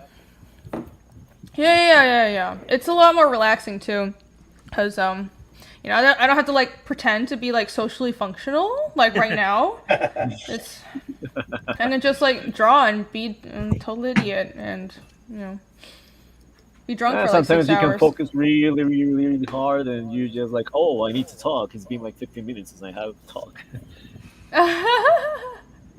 Shadowhawk! Oh, no problem. Oh, you're at Ethan's. Hello. No. Well, people are watching you draw, so that's all they want to know. Yeah. Exactly. Oh, John, thank you. You're so sweet. Yeah, the dump that surrounds me. It's a lot of work, but I do it for you. I do all this work just for you. Just for you. All right, what should we look at next? I feel like we went through this campaign way too long. Usually I go off on more tangents, but... Oh, can we show Roach Balls has a mailing list. Oh shit! Yeah, let's pull up whatever. That's one of the books I am most excited about right now. It comes out in early March, I believe. But I read a release copy. He went ahead and sent me over the files, because it's completely finished. And man, this book's like Garbage Pail Kids meets Mad Magazine with a little of that motherfuckers in it, really cool stuff. Oh, cool. All right. So I'm searching Indiegogo. Let me share my screen again. Share.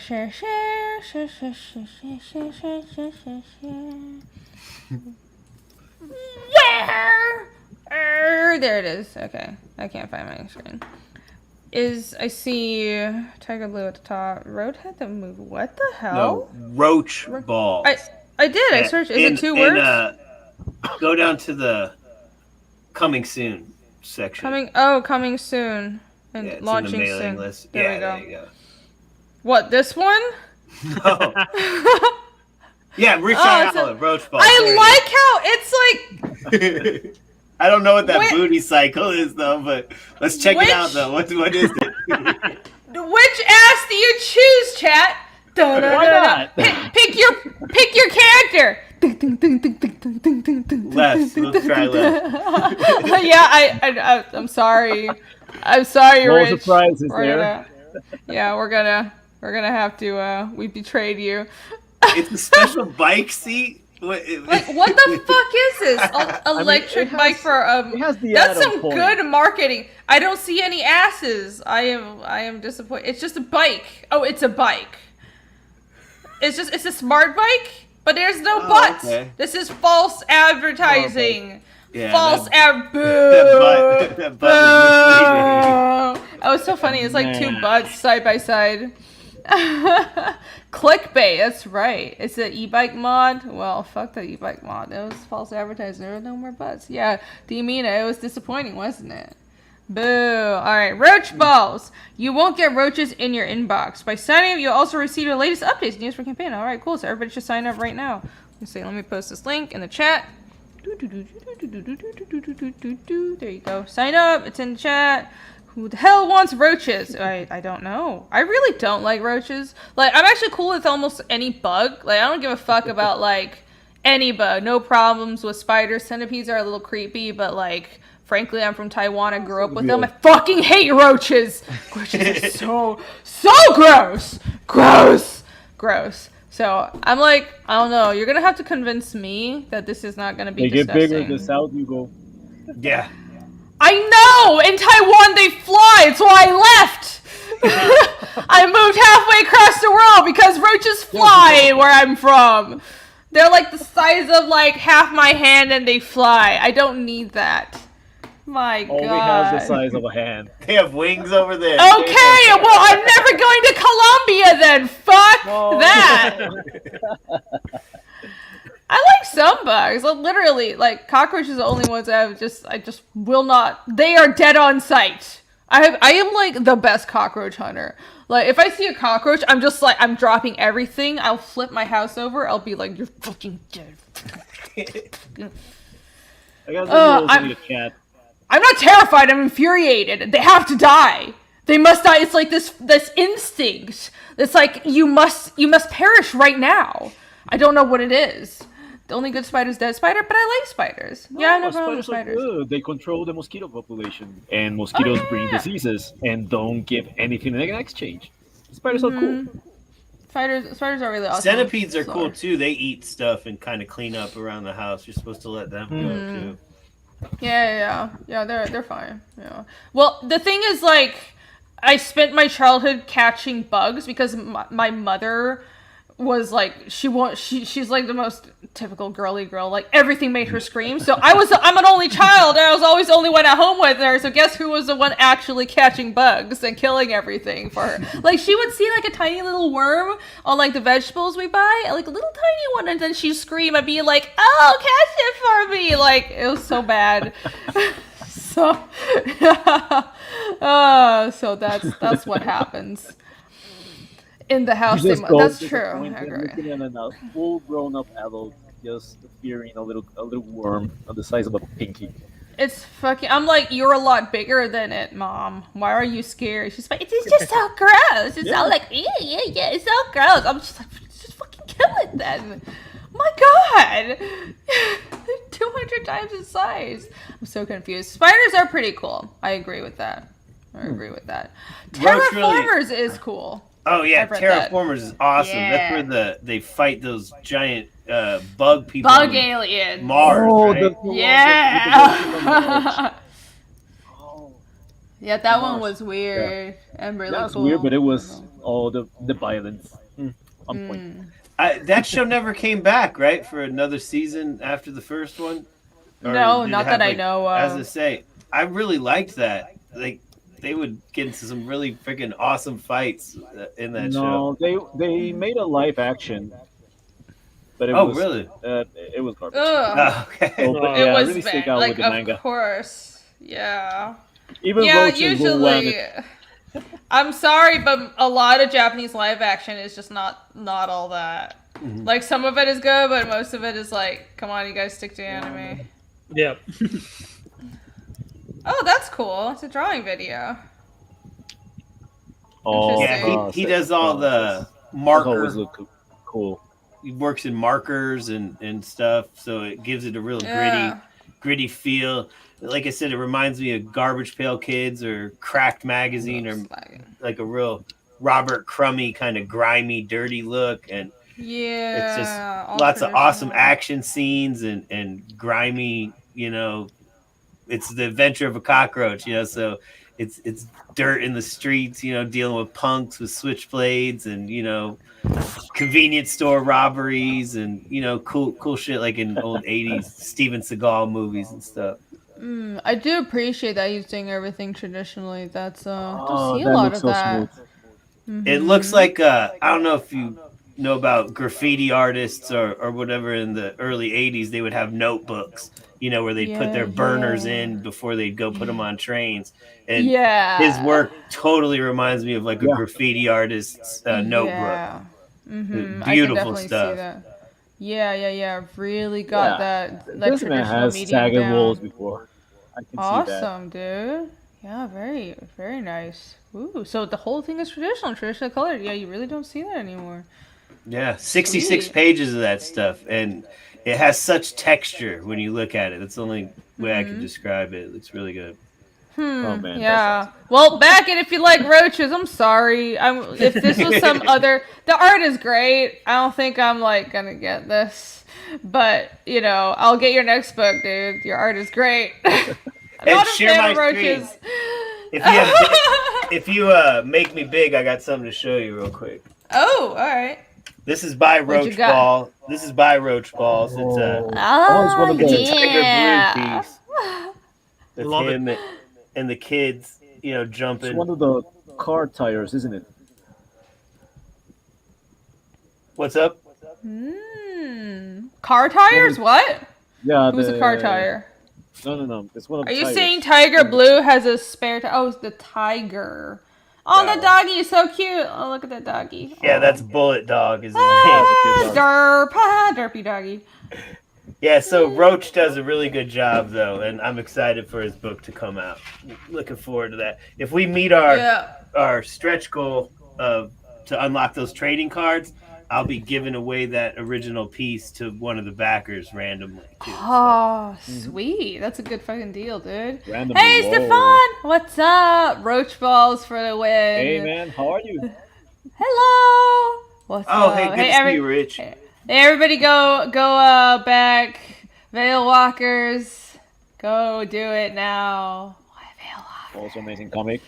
Veil Walker, not Veil Walkers. I've had like 6 shots, so forgive me for saying everything wrong. From now on, I take no responsibility for anything I say or anything that happens on this stream. There you go. All right. Well, thanks for showing that. I appreciate that. Oh yeah. No problem at all. No problem. That does look really cool. Yes, Veil Walker. Yeah, Stefan was on our show a few weeks ago, and he has a really cool project. So check it out. If you ever need your yard dug up for free, and I don't know if I'm allowed to read the rest of this, but thank you for the tip. I was like, is this an actual freaking, because I need landscaping work done, dude. I got the plumbing done, but like, I still have landscaping. I've been doing the landscaping work myself. I've been digging dirt in my yard for like, just like little bit by little bit, like for like weeks, but it's been raining, which has put a damper, pun intended, in all my plans. It sucks. It sucks. It's like I dug all these trenches, and now they're flooded, and I have to wait for it to drain. Nobody wants to hear this. Move on, Irene. It sucks, though. Mud pits in your freaking yard. Yeah. It's terrible. But, that's the problem. She's just bunkering herself. Yeah. I'm waiting for us to have, like, a dry few days, but it's also Georgia, so it never happens. I'm just like, and, like, the weather report is useless, because it'll say it's gonna rain and it won't, and then it'll say it's cloudy and it'll just pour. Like, fuck the weather report. They hate us. So, anyhow, yeah, I've been working hard, dude. I have become, like, very handy. I can, like, dig trenches and shit. Got this. Digging trenches. Yes. Show worse. Rick says I'll back Tiger Blue on Friday. Cool. Oh, appreciate I assume that, payday. Thanks, man. Appreciate it. Thank you. I do that too. Anytime money comes in on Friday is usually the day I back books. Like I'm waiting to back Sarah Bum, B Rose's big one he launched last night on Friday when I get paid. Yep, yeah, I'm like, half the time I'm just waiting for Friday. Like, I never pay that much attention to payday until I needed money, because I'm just counting, like, okay, this is my home renovation cost, this is, like, for book printing, and this is for, like, well, the book printing is from the campaign, but as in for, like, backing books, and it's like, then this is, like, for food, and the food comes last, because whatever, I don't need food. So, I'm like, every 2 weeks, I need that money, give me that Priorities. money. Priorities, yes, hashtag priorities. Irene does so much digging. Just how many? Hey, listen. Yeah, I wouldn't mess with a woman who can do that much digging. She'd erase you in a heartbeat. I'm just saying. She doesn't even. She not only digs, she saws. Yes, I can. Just something hard, just fight power tool. But, I can open up walls and seal things inside and nobody will ever know. And that's all I'll ever say. Your body doesn't even have to leave the house. She can entomb that shit in the walls. Uh-huh. So anyways, I've been digging with those little plastic shovels. You're right. That's exactly what I've been dealing with. That's why it's taken me so long. Fiendish, yes, thank you. Yay. Hello. Testing my favorite Rini. Listen, I'm not that tipsy yet. I'm just, I'm like happily drunk. Wow, 6 shots. Yeah, and this is only what, 5 or 6 shots. I'm good. 6. More shots? More shots? Should I do more shots? I don't see no super chats. I said I'm drinking Kavalan. For everybody who came in late, I got this bottle of Kavalan from a viewer. And thank you very much, Down Goes Solo. And the Kavalan is a Taiwanese brand of whiskey, and it's an award-winning, like internationally award-winning type of whiskey. And apparently, he found it somewhere in the U.S. at just a grocery store. And I guess they're not in the ones near me. I need to check the Korean and Vietnamese markets. But yeah, it's a good. Well, like the thing is, like Atlanta doesn't have like a lot of Chinese markets. That's probably why. But if you guys see this stuff, and if you like good brandy or whiskey, like pick it up. This is good shit, and it's made in Taiwan, and I'm very proud of it. So Kavalan whiskey. I wish I had a glass of it right now. Oh yeah. Here, I'll send it to you. That. I'll send it to the screen. Take it. Let me get my... Here. Oh. Yay! I'm a dork. I'm stupid. Here, I will take one more shot.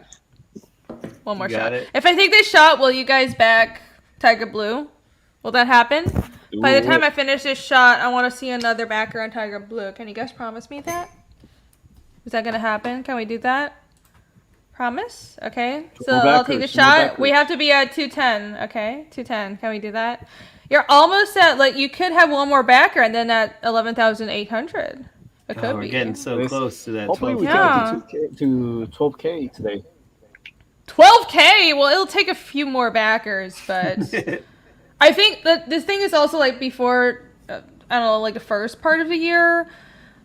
I noticed people are a little less or a little reticent to back, but after tax season is also, you know, a surer bet. Like right after tax season, people are like really, you know, Spending. generous with their money. yeah.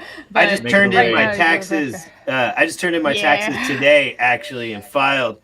This is the first time I actually claimed the warehouse space and my office, and it was dope. I got an extra like $1,000 plus back on my taxes. So I was stoked Nice. about that. Oh, that's nice. sounds I'm so pretty good. sure I'm paying up. So, but I set money aside. I definitely set a bunch aside. But I don't know. I don't want to know how much I have to pay. Well, the thing is, I need to find an actual CPA because I have like too much shit going on this past year.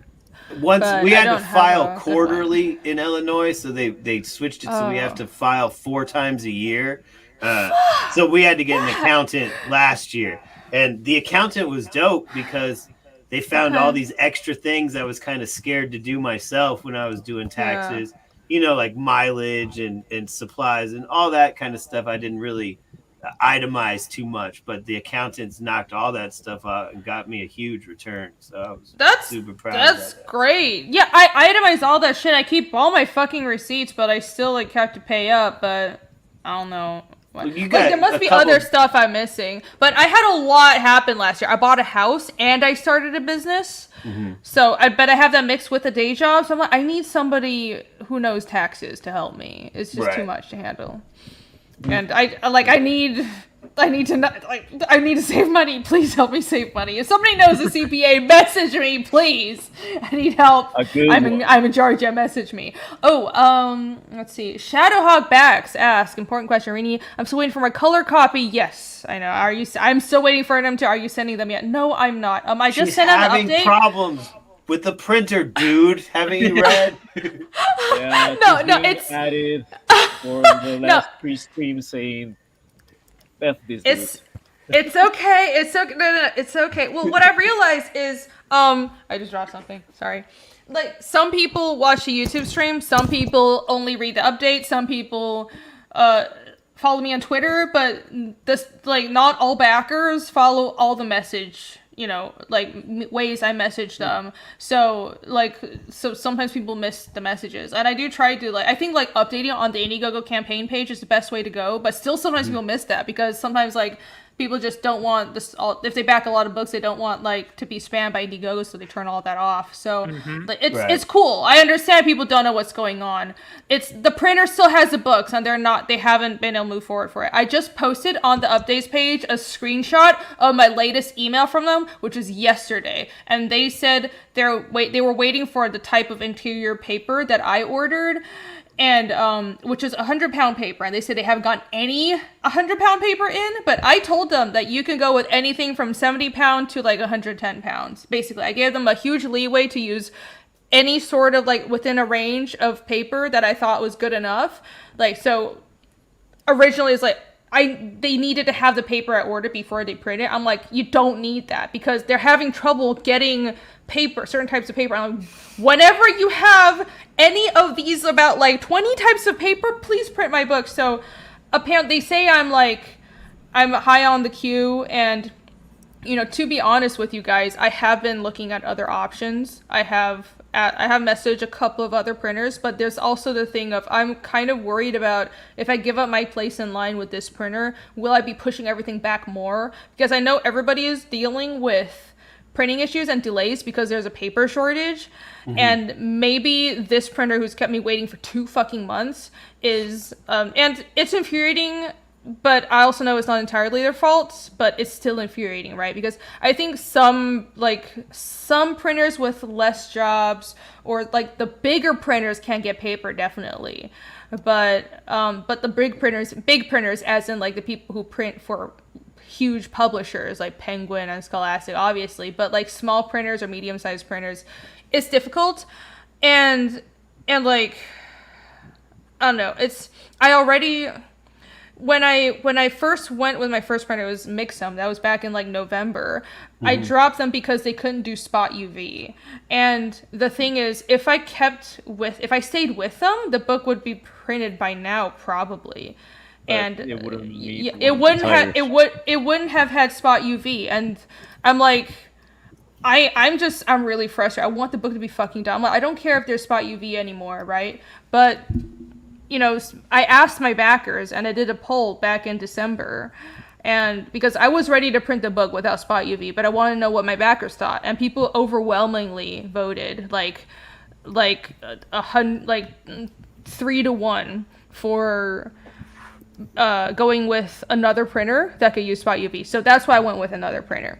Right. And so, and I bet it's extra tough for you because the black and white version is being so well received, you know, and everybody has it, and then half your backers are kind of waiting for this colored thing and feel like this left out feeling as everyone's enjoying the one you're sending out, you know? Yeah, let me go to the update. I have the update right here. Hello. So the grayscale books are shipping right now. If you would like, if you have a color book and you want to instead read the book now and you want to switch it, just have me mail you a grayscale copy, I'll throw in some other goodies to make up for like the fact that it's the grayscale book and there's a few dollars difference, you know. But like, you can message me, let me know. I'll ship you a grayscale copy of the book. The grayscale books are printed. I have them because I printed them in like freaking the fall. October? I printed them in Yeah. October. Yeah, so I've been Okay. these ship like I'm going out. I'm waiting for like a small batch. So every like 2 weeks or so, I'm shipping out a batch of the grayscale books. This was the last batch that I shipped out on Monday. So these are mailing right away. The color book is what has ran into problems with printing, and it's been sitting with the at the printer since December 15th. And while I do want to find another printer, I'm really afraid of like, if I go to another printer, I'll be at the back of the line. So I'll Yeah, have if to you wait lose longer. your spot in line again. I know. So unless this printer just like stops responding to me, and I feel like they're giving up, I think I'm gonna give them some more time. I'm not happy about it. I'm really not happy about this. Like, you guys, this is fucking infuriating because I'm working on book 2 and like I'm not going to put up the sign up page. I'm not going to ask people to back book 2 until book 1 is fulfilled. I feel like that's not right. I have to fulfill book 1 before asking for book 2, right? So that's like frustrating as shit for me too. But at this point, it really just depends on when the printer gets the paper, and hopefully it'll be soon because I gave them a huge leeway. I'm like, any of these types of paper, just print the book, just get it done. And I will keep you guys fucking updated, right? Because like, I definitely don't want people to feel like I'm neglecting them or I'm running away from my problems or I'm giving up on this project or I'm ignoring customer concerns. I'm not. While you talk about the printing, while just as like you're discussing nothing it, is moving. your drink is like moving slowly towards your mouth. Like the very act of discussing the printer is like making you need a drink, man. We're gonna It do the is. bottle in a moment again without Yeah. So this stream shall henceforth be a drinking stream. All right, we're just gonna have fun from now on, or there will be no more promotion. We're done. I'm just gonna be bitching. All right, we're done. Oh my god. So yeah, I hope that answered your question, and I'm sorry that you're waiting. It sucks. You can dude. spiral at me anytime. It's fine. Yeah, it's fun to listen to. Oh, it sucks. I'll see if I found a loophole right off. Okay. Can't. YouTube is a joke. It's a joke. Honestly, I can't imagine anyone getting upset over these delays. We're still patient waiting for cash grab. Ugh. Yeah. I mean, but the thing is, like, I don't know. I wanted so bad to be on time because, like, I'm very just OCD. I'm a perfectionist about everything, and this drives me fucking crazy.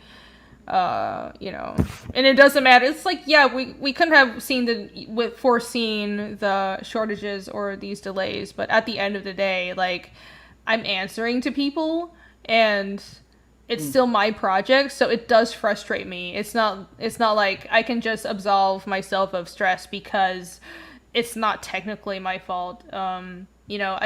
What I will say is, like, with book 2, whether or not we have shortages or like they're still locking everybody down, I'm going to give myself like a huge 3 or 4 month grace period, like, before I'll tell people, like, this is when to expect the book to fulfill, because I just don't fucking know now, because I have never run into this level of printing problems. I've been printing books for a long time, and granted, I haven't printed this many books, but I've done print runs from like 200 to 500 books, and I have never had problems like this. I've never had a 2.5 month delay.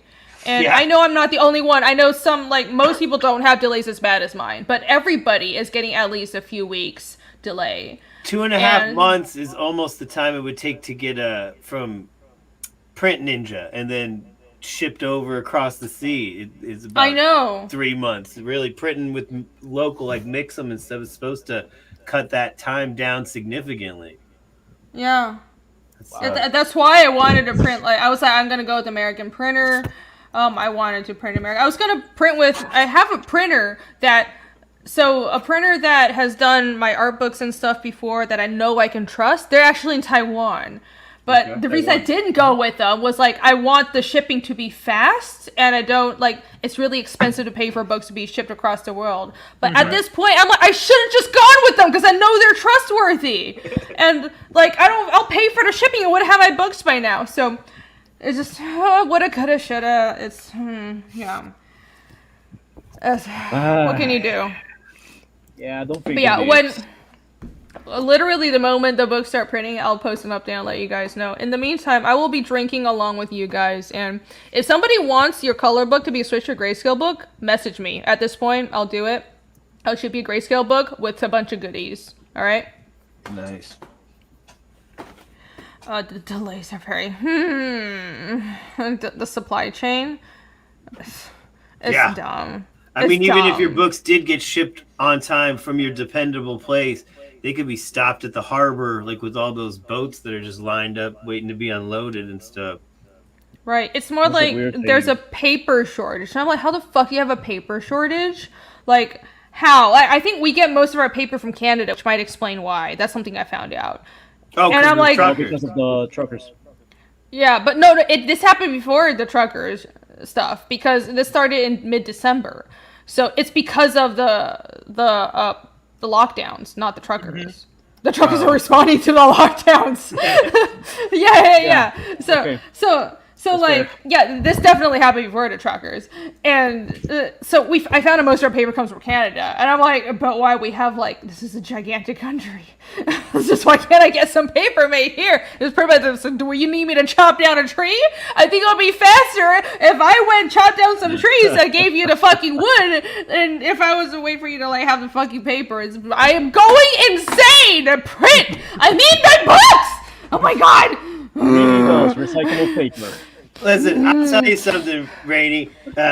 Up until today, I'd been waiting for my second batch of Dixie Rose books from my printer. He ran out into like 3 different problems. The first is he ran out of magenta. So there was like this weird line through the batch of books, and he had to go through a week of changing out the colors and getting the magenta fixed. Then he got that done and printed out all the books, and then his guillotine was dull. You know, his cutter. So he had to order a replacement guillotine. What kind of ghetto-ass printer do you have that doesn't have, like, you should already have a guillotine blade. No, it's 3D Zach. He's the guy who has the whole print shop in his garage. He has his own little startup. Okay, I understand. So as he was working on it, he's had his equipment about 2 years now. So this first wave of maintenance is hitting all at once. So it ended up in about a month delay. And what I ended up doing is sending out the tier that came with the poster without the poster, and upgraded them to like a bottle opener, you know, for now, just to kind of get it out in their hands. And I'll send them the poster like later in a separate envelope or something. But yeah, man, printing problems are all around right now. Everybody's going through them in one way or another. Yeah. Yeah, I think they're usually not as ridiculous as mine, but everyone has been having printing problems. Man, listening to this, sucks. I feel bad about because my printer is pretty cool.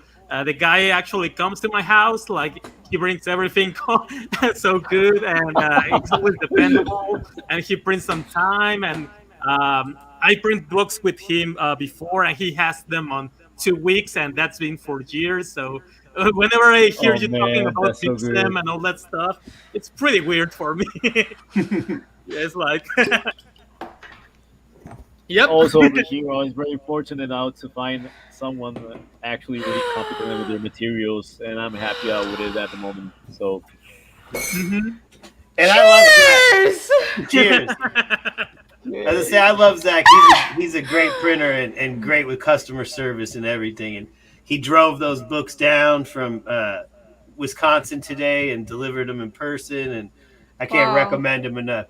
And even when all those technical issues were happening, he never once tried to ghost or stop communicating. He was up front sending pictures of what he was doing and how he was fixing it. Awesome work. And I like that connection with the printer, so he's able to adjust the colors or whatever, like he's there when you need to reach out. Exactly. That's another thing I have with my current printer. Like, I went with them because their price was like, it wasn't like cheap, which if they're too cheap, I feel like they're going to do a bad job. But they're also specifically a comic printer. I went with a comic printer, so I'm like, you have experience with comics, and they could also do the spot gloss, which I needed, and the backers asked, confirmed they wanted that. They paid for it. And that's why I went with them. And I did consider API. Everybody keeps on mentioning API, but API just never got back to me. I left them voicemails, like multiple, and apparently the guy who was like the responsive liaison who kept them, got in touch with everybody had passed away, sadly. So they're like good printer, but they're really hard to get in touch with unless you're already an existing customer. So that's why I went with my current printer, and they've been responding to my messages. I will say I've spoken to some other comic people who are going with them, who they've had trouble getting in touch with them, which is not cool. They responded to me. I think. Well, the guy died that works at API. That was the point man for a lot of the comic book stuff. He died of COVID last year, I believe. They do all the iconic comics books, I believe. They print for them too. API did all the Earthworm Jim stuff as well. It was all the same guy coordinated with it, and he was the main guy. And he, like I said, he passed away just this last year. Yeah, they print for Iconic, and they print Arc Athena, which is Eric Canetti's book, and they print Ethan. But no, I was talking about like current printer, the one that I'm going with right now. Right. They I don't know. I should just say who I'm going with. I'm going with Comic Impressions. And I know some other people who have gone with them, and like they've had trouble getting in touch. I haven't. They've been responding to my messages, and they've been cool. But I kind of, what you were saying before with the printer updating you on like the issues they're running into, like being proactive about communication. That's almost what I kind of expect. And I don't know if I'm asking too much, but if I'm paying you literally thousands of dollars, it kind of is what I expect. And It sounds like they're stressed out, and sometimes, they kind of don't really want to communicate. They have communicated with me, but it sounds like they like are dealing with a lot and don't want to communicate. And I'm like, I don't know. I've said some people on my team have said like I should be more tolerant because they're stressed out. I'm like, I'm stressed out too. I'm waiting for my book. I'm the customer. I'm their customer. So was that Donkey Kong? What? Did your sound effect on your phone, was that Donkey Kong? No, that's that mine. wasn't my phone. Oh, I heard a woo like Donkey Kong. It's my alarm. Okay. I timed myself and I forgot to turn off my phone on the streams. Oh, it's fine. It's fine. Cool sound. It's fine. My project, thank you. But anyways, I don't know. I don't want to ramble on about it too long. But fuck, man. I have heard of 3D Zach. If I would love to go with them. I would love to go with him. I wish I heard about him before, like, right after I dropped Mixum, because I considered a bunch of options. One printer was going to charge me, like, almost twice as much I was paying Mixum, and I'm like, I can't, I literally can't afford that. There were PTP's printer, and they were great. They were really good. They were, like, really responsive, like, really knowledgeable, but I literally couldn't afford their prices. And they have, like, some kind of special printing press or something, and that they said that's why they were so expensive. So, right. And that's why I went with Comic Impressions, and they told me there would be delays, but I'm like, yeah, I understand. I'm trying to be patient. But at the same time, I'm like, I'm trying to balance, like, I understand everyone's frustrated, the printer's frustrated, I'm frustrated, but I have to, like, be on their ass for the sake of my backers, okay? So pardon me if I'm a little annoying. Like, I'm not just being a bitch, I'm being a bitch for people who paid me a lot of money. So, I'll do it. I don't care. I need my books. Right. Anyways. And you got on the line and went in the other line. Because you're like, when you're standing at the fast food place or the DMV and you're in line, but one line seems to be moving faster than the other and you switch lines. And when you switch lines, that line moves faster. Yeah. I know. And that's why I've considered switching printers. And I went on, like, a giant tirade on Twitter. I was like, I'm switching printers. But I'm like, that's probably also not going to help, though. Because you get yourself in another lane. You know how you're on the highway and you, like, switch to the lane that seems to be going faster, but then it stops going so fast, and it's always the lane all the way on the left for some reason. It's all the other when you're in the lane on the left, everyone else is going faster on, like, the non-passing lanes. Like, I don't understand. And then you switch over, and then the passing lane starts going faster, like it's supposed to. It's the world just works that way. I don't know what it is. We live in the Matrix. So that's what I feel like is going on right now. That made no sense. Glitching. Thanks for being a bitch on my behalf. You're welcome. I will do that. I will I will fight for this book. This book's getting done. Nobody will get in my way. I should finish that bottle called Most Voice. I'll tell you. I should not finish that bottle. That's a very bad idea. Very, very bad. What's the alcohol percentage of this? 43% alcohol. It tastes like more than 43% alcohol. Oh, strong. Okay. Oh my gosh, yeah, 43%. Yeah, right. 43% alcohol, and then what's the rest of it? Well, some other suspicious substances or something. Oh my gosh. Alice BRB is still... I can't read that. Anyhow, so... Long story short, I am shipping the Smoke Tier, and any order that doesn't have the color book, I am shipping right now, unless you're in Australia. I've heard of some options to ship to Australia, but I'm sort of just waiting for the prices to go down. It probably won't. I'll figure it out. There's a couple people in Australia who are doing this thing where you can send them like all 20 orders or however many customers you have in Australia's stuff, and then they'll I know Hockey's doing that. Yeah, that's the guy. I only have like 3 Australia orders though. But it might still be worth. It might still be worth it because like they're charging USPS is charging a piece, $70 every single package. It's like one book to Australia, $70. I've heard of people have told me about other shipping sites that you can use for shipping to Australia. So go around USPS, don't use USPS. Or if I get more than I say a few more orders for Australia, I just ship them all at once. And I will go to, like, I love what Hockey is doing. I'll definitely make use of his services if I get a few more orders from there.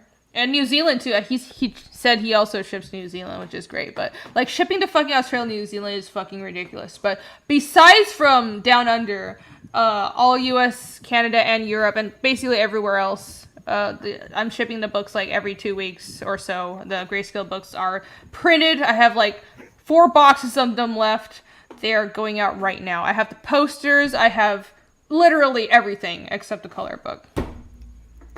So there you go. If you would like to just read the comic, you can always back the Smoke Tier, which is, it's only $15. Yeah, so there you go. Get it. Get it. I was being interviewed earlier tonight for this pre-recorded thing about comic book writers on Telepathic Bunny's channel, I believe.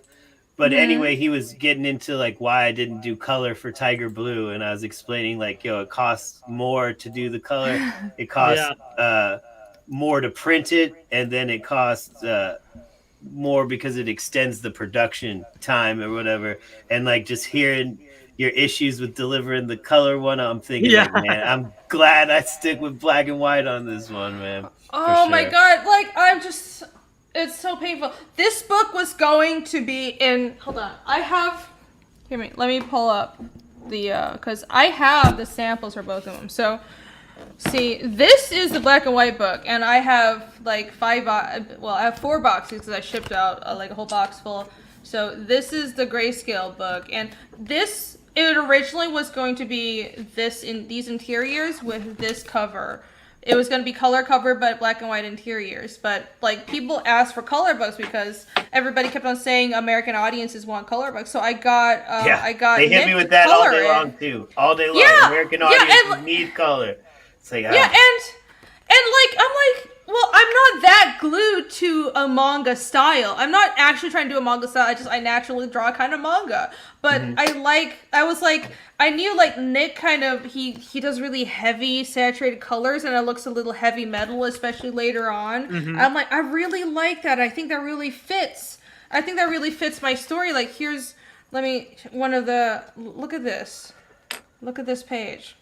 Very good. And he does like really thick colors, and it reminds me of like European comics. So I thought it would be totally worth it to do a color version because it was a stretch goal. The color version I turned into a stretch goal, and we hit it, and that's why I have 2 versions of the book.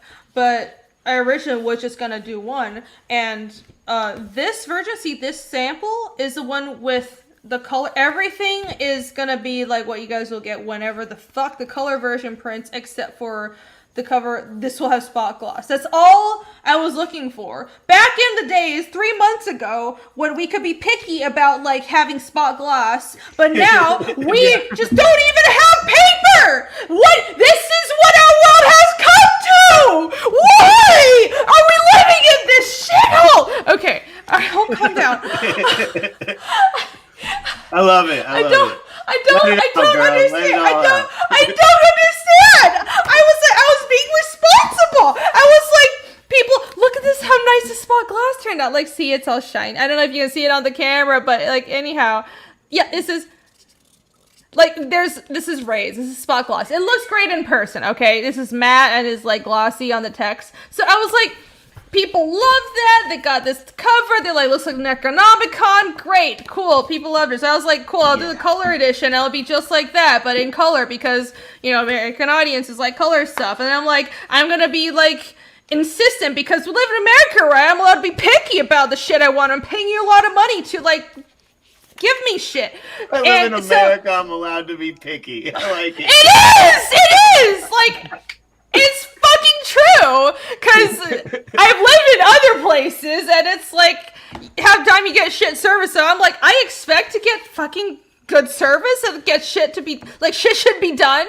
Yep. So I printed this with Mixem, by the way, and they had no problem printing it, because I printed this before the shortages. It was like, I got this printed in like October, but I was gonna go with them because I was gonna do like, this was a smaller print run, so I was like, this is a test print if Mixem, because I've heard some people have problems with Mixem, and right around the same time Michael Bancroft was also having his like shit experience with Mixem, so I was like, this will be a test run to see if they're really that bad. This went really smoothly, just like smooth as butter for the grayscale edition. So I'm like, cool, let me go with them for the color edition. A color edition, it's they had my print files, everything was ready. They had my print files for like almost 3 weeks, and all of a sudden they're like, we can't do spot gloss on the cover. I'm like, why? They're like, we just can't. Our printers are too busy. I was like, that doesn't make sense. Why? They're just like, we can't. And I was like, okay, how long do I have to wait? They're like, oh, for the rest of the year, for the foreseeable future, we can't do spot gloss. So I'm like, well, so So that's when I did a poll on Indiegogo. I asked my backers, like, do you guys want me to just print the book without spot gloss? Or do you want me to go to another printer? And people asked me to go to another printer, and that's why I went to another printer. And now we're dealing with this shit. I did not know this would turn into, like, 2.5 months. Because I thought, like, well, if we don't have spot gloss, to go to another printer that says they can do spot gloss, and I'll have the books printed, like, at least by the end of December or, like, mid-January. But no. No! No! Nothing's fine! Nothing is fine! Okay, alright. Why am I full screen? Leave me alone. I'm a little angry, but just at everything in general. I'm sorry, Divina, but I can't. There is no calm. My normal mode is like trying to constrain my anger and my energy, but I've had way too many shots for that. I'm laughing so much because like this was literally me up until like my lunch and meeting with the printer today where he brought the books and like we hung out and stuff. Like yesterday, like this was me, you know, for the past month and a half. It's like, I got a new project out. It's on there. I have only been able to fulfill the Indiegogos, not the Kickstarter. People are going to think I'm a scheming scammer. Like, you know, like stressing it every day. I'm so worried because I'm like, it's my first Indiegogo comic campaign. And like, no, it's okay. Some people have been mad. I've had like 2 people be mad at me about the color version. I'm like, okay, I'm not gonna blame them for being mad because some people just want their product, and I understand that. They got it right. They're the customer. I know. I'm all about customer service. They're the customer, and they can be mad at me. I can fucking take it, right? I will transfer their rage towards the people down the pipeline from me. That's what that's what my job is. But, you know, to be honest, like, fucking most of my backers have been very understanding, and you guys are too awesome. I don't even fucking deserve it. So thank you guys. But most people have been super understanding. That doesn't mean that I'm not mad at this situation, and I'm not mad at myself. I don't know why, but I'm just mad. Well, because you care about your backers, so you're carrying that. You're carrying that. You know what I'm saying? Because you care about, and there's nothing you can really do about it. Hence the frustration. You know, it's like, if it was something you could pick up and carry or do your actual self, you know, but it's all out of your hands. So that helplessness kind of sets in, and you're like just super frustrated and shit, man. I'm telling you, this was me all last month, man, waiting for the books. Yeah, well, I'm glad that you got your books, and I'm going to project myself into your situation and just like pretend I will eventually get my books, and then I will be able to find my zen and not want to I don't know, punch a wall maybe. Why there are bots in the chat? Go away! Why are you botting my chat? What kind of bots? And they're like porn bots. Oh my god, go away. Oh, Love all the chats strips without your clothing. Shout out to Loveface out there in the chat.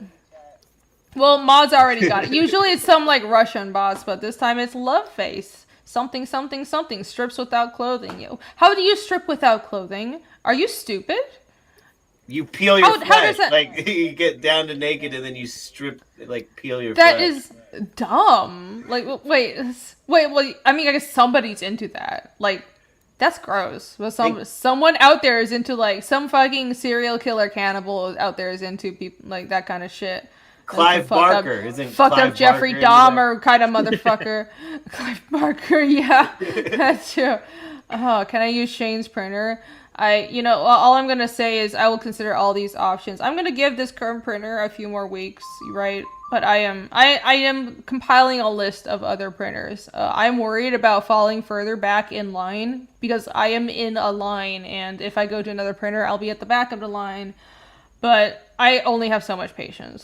I heard I am Oh, go ahead. I was just going to say, I'm definitely taking note of all these printers, and these are all very good options. And like, I'm going to just, like, fucking look at all of them for book 2 and be just sort of, you know, I think I'll ask them I'll get things rolling much earlier and make sure they have the paper beforehand, and that's what I'll have to do. Just because I'm so paranoid. This is a terrible experience. Yeah.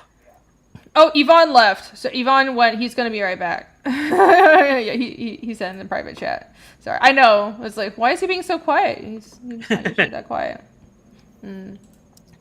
Mark said, what? What happened? They're dead? I don't know. Yeah. Anyways, I have a list. I have many lists, didn't you know? I have so many lists. I have lists that go in the wall. I have lists that go in the crawl space. I have lists that go in my yard. I mean, what? Did I say that out loud? I was gonna say, what's the crawl space list? What's that? Nothing. I didn't say anything. All right. Ding.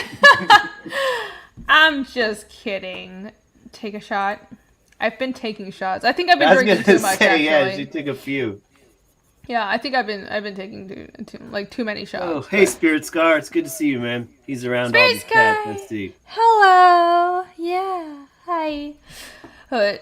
So that's the update I have now, and as you can see, if you go to the updates on the Indiegogo page, I'm posting the work I have on Chapter 2 periodically, because I am working on Chapter 2. And so if you want to see more of that, you can always check that out. I'm very proud of the cover. The cover looks kind of, this is part of the cover. This is part of the cover with Ragna. And here's another scene. I finished inking it. Nice. I'm going to be doing drawing streams, like I said, for probably the next month or so, just because I really want to crunch on work. I've got a bunch of commissions, and I also want to get going on Chapter 2. Because it's not about, I know there are delays, but I want to stick to my own schedule, regardless of what the other delays with printing are. I have a goal of when I want to finish the book. So, I'm going to be working on that. So, lots of drawing streams. I'm still going to be streaming every Wednesday at 8. And this Saturday, I'm going to be doing a special drawing stream, and then a members only stream afterwards. So if you join as a member of this channel, that's the only way you'll get access to that exclusive little stream. And the last time I did this, I only have memberships for a couple of months, but last time I did this, it's sort of like a smaller, more personal stream where I talk about shit that I don't really do on these public ones. And a lot of drinking will be involved, of course, but it's good fun, and I'm hoping my co-hosts will be joining me and a few other people as well. So just like chill drawing streams for a while. Hi, welcome back. People wondering where you were very missed. You were very missed. Yeah. Yeah, I heard a scream on the other side of the house. What happened? What? I don't know when you left. I was screaming about many things. Will the delays on Chapter 1 delay? She was screaming about printers, I believe.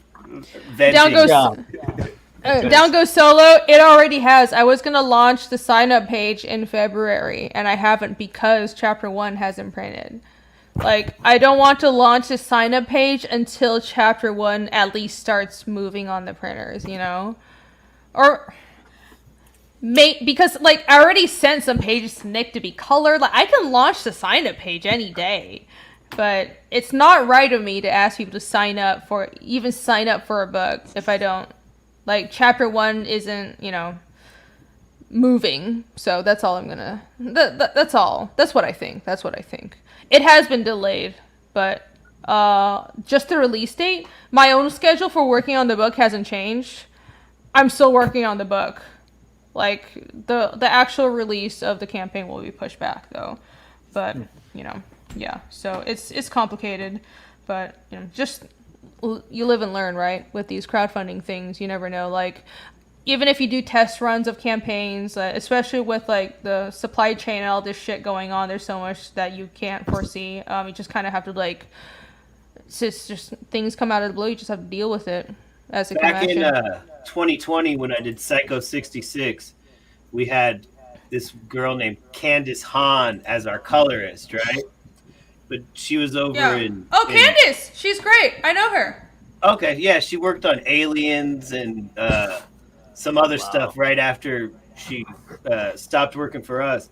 But when she was working on it, then the pandemic hit over across seas where she is, and her whole offices were shut down for like a month or something, and she couldn't go in to do coloring or whatever. And by the time she got back, we had already had to get a new colorist, and she ended up going on to color those aliens and whatever for Dark Horse. They had they did like a new version of Alien, like just based strictly off the script of the movie, not off of the one that's been done before. You know, so the designs look a little different or whatever. And yeah, it was a pretty cool series though. But yeah, that pandemic got the whole thing shut down, and then finding a new colorist. You know, you have to do test pages with 2 or 3 different colorists or whatever until you find the one that works. And you know, like I said, even the best planned campaigns, anything can come up and delays it by a month, and then the next step is delayed by a month, and then the step after that is delayed by a month. You know, it's all like my first campaign, Living a Box, everything that could go wrong went wrong, and then some. So I'm a pretty fast artist, but even with drawing every day, I'm still like way behind. Like you know, I got the COVID for a couple of months, so then I have to be working on construction on my house, so I have to be fixing stuff. I do familiar story. Yeah, I have to do woodwork for my house, so I do my my own furniture and some stuff. Wow. Yeah, it's pretty cool. Nice. But I have to ask for help sometimes. Now I am making kind of like this big bookshelf, but it's taken like a whole wall. It's kind of customized for my games and stuff. So that's taking a lot longer than expected. But you know, like shelving and stuff. Yeah, it's it's a really huge shelf, but it has like this glass and stuff for my. I have a really big collection of retro games, like you know, Game Boy games, like Super Nintendo games, my PS2, PS1 games. So I want to have it all in display. With all my anime titty, you know, figurines.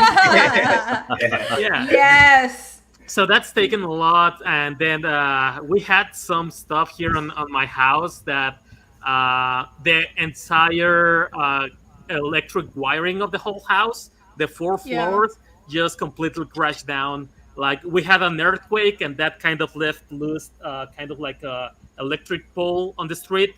And then some drunk guy just crashed against the pole, and then that holy shit! Yeah, man. Oh my god! That sent a shockwave through the house, and it burnt every single wire on the house. So we were out of power for 2 months. So, oh my god! That's fucking hell. That's hell, man. Because we had to rewire all 21 rooms, moving every furniture, every stuff. So cleaning up the house, like making you know, holes on the wall, trying to find the cables. So many holes in the walls. So many. So okay. I mentioned I just got all my pipes redone, right? And so, which is great. It was really, really expensive, but it had to be redone because not only are the pipes like from like the 50s, but the previous owners did creative DIY on the house. They thought they were plumbers. They're not. So I had to pay for fixing all of that.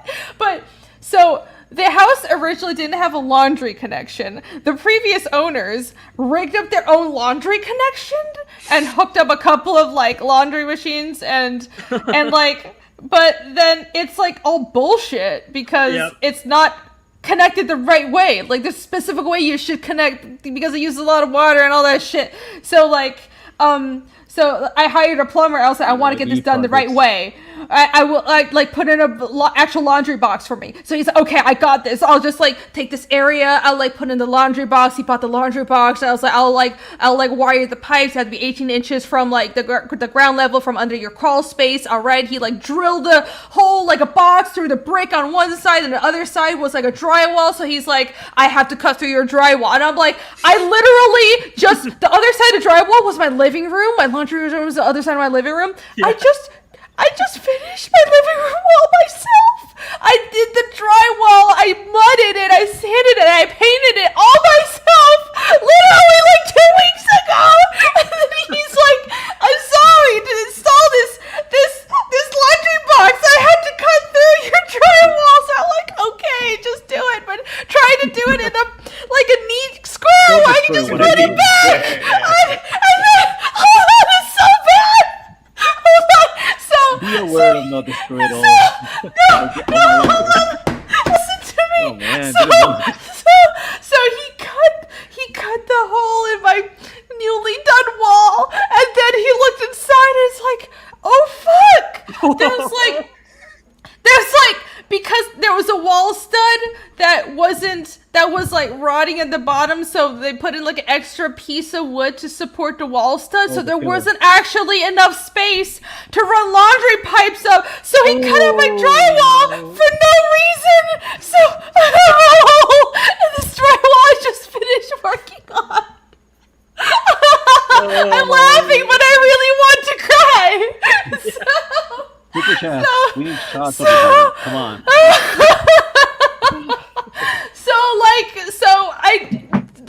Basically, the way it's complicated, but the way my whole house is structured, there's no space right now to put in a laundry box and run the pipes up correctly. So I have to get my general contractor to open a new crawl space door under the porch. And then we're going to wire the laundry pipes from under the porch. It's very weird. Yeah. It's amazingly creative, but this is the way you do it right. And it's like, I am not going to DIY things and do this ghetto, like, fucking patchwork job like some other people. I'm going to, like, fucking, because I want my house to be worth something. I don't want shit to fall apart, right? This is a fucking investment. But right, exactly. Right, like, so I have to get my general contractor out and do a bunch of other work, but I'm almost done. I'm almost done repiping my entire fucking house. Everything. They were digging up my yard. There was like a trench that was like deep enough for a person. Like it was really bad. So anyway. So the whole time this is happening, you don't have a bathroom at the house and have to like travel to use facilities or what? I have like travel if you don't things. want to talk about it. I've had a lot to drink. No, Chad, if you don't want to know, I'm not gonna. I feel like Chad doesn't want to know. Yeah, well, I mean, I didn't have water for like a day. It's not that bad. It's fine. No, I mean, I didn't want. I'm just speaking of convenience. You know, like, do you have to like run somewhere on top of it? No, like your whole shit's shut down. But no, it was only a day because I hired a fucking professional. It was only like one day where I didn't have water. But they periodically kind of shut the water on and off while they're working on the pipes, but it wasn't that bad. Yeah. Nice. Like for me, it just, I had buckets of water for like washing my hands and like. Oh yeah, lots of buckets of water. Yeah, and I have like travel wipes because I used to, before COVID, I travel all the time. So it's like, I'll just, for one day, I'll use travel wipes instead of shower. It's fine. But, see, we had no power or plumbing for like 3 weeks in the middle of the winter last year because it got so cold, like a sewer pipe froze and burnt. Yeah, they froze. Well, you know what? At least it was in the winter. Unless you're without heat, it's like at least it's in the winter because you're not all sweaty all the time. Right. So my wife grew up. The winter does sound even worse. So I was not using not diapers, dude. I was not using diapers. I'll tell you how it works. Like my wife grew up without running water sometimes because like her power bill or water bill wouldn't be paid or whatnot. And she knows how to ghetto flush the toilet where you like dump the water back in and then it flushes instead of refilling. You just You know what I'm saying? It ghetto flushes the cycle and I'm keeps it familiar. going.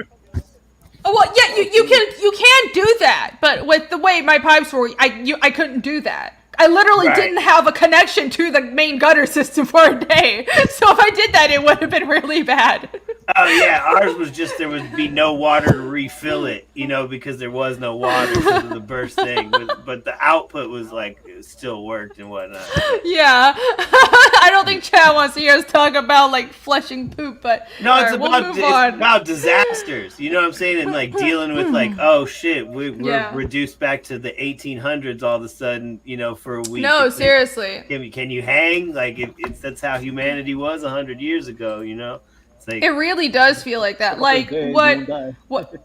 I mean, it won't. Like the thing is, it's not that bad for me because Taiwan's not a shithole. It's a first world country, but we get a lot of typhoons is the thing. So like every time there's a typhoon, it's like. So my parents always had like jug of water, hard hat helmets, and like flashlights, and just kind of like a bug out pack. And they're like normal people; they're not preppers, but like that's kind of mentality that I have. I always have jugs of water. I have like shit ready, just in case. I have like dried food and all that stuff because you never know. So it's not that big of a deal. Yeah.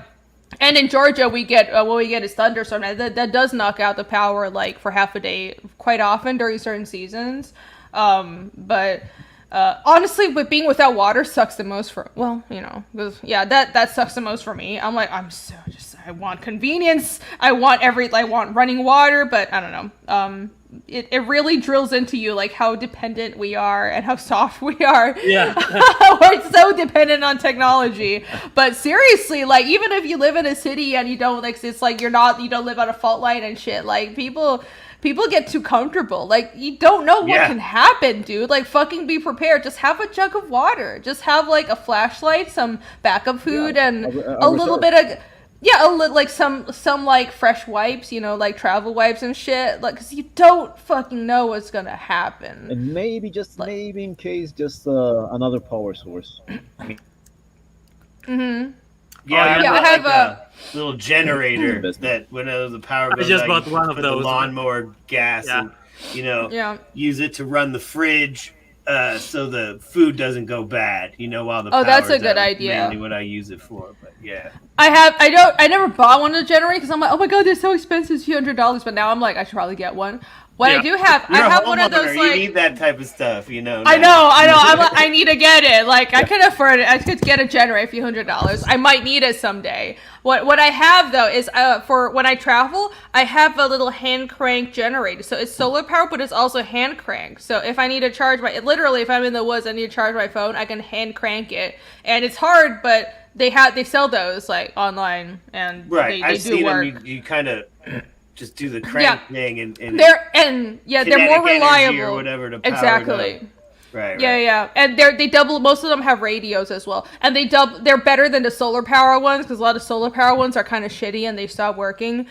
Get the hand crank ones; those are actually pretty good. I have a shovel. I have a freaking like little brazier if I have to like fucking like heat make a little fire and like cook in the yard and like I have like water filters. I have like the survival straws. Like fucking, I'm not fucking around, dude. Do you have the Berkey water filters?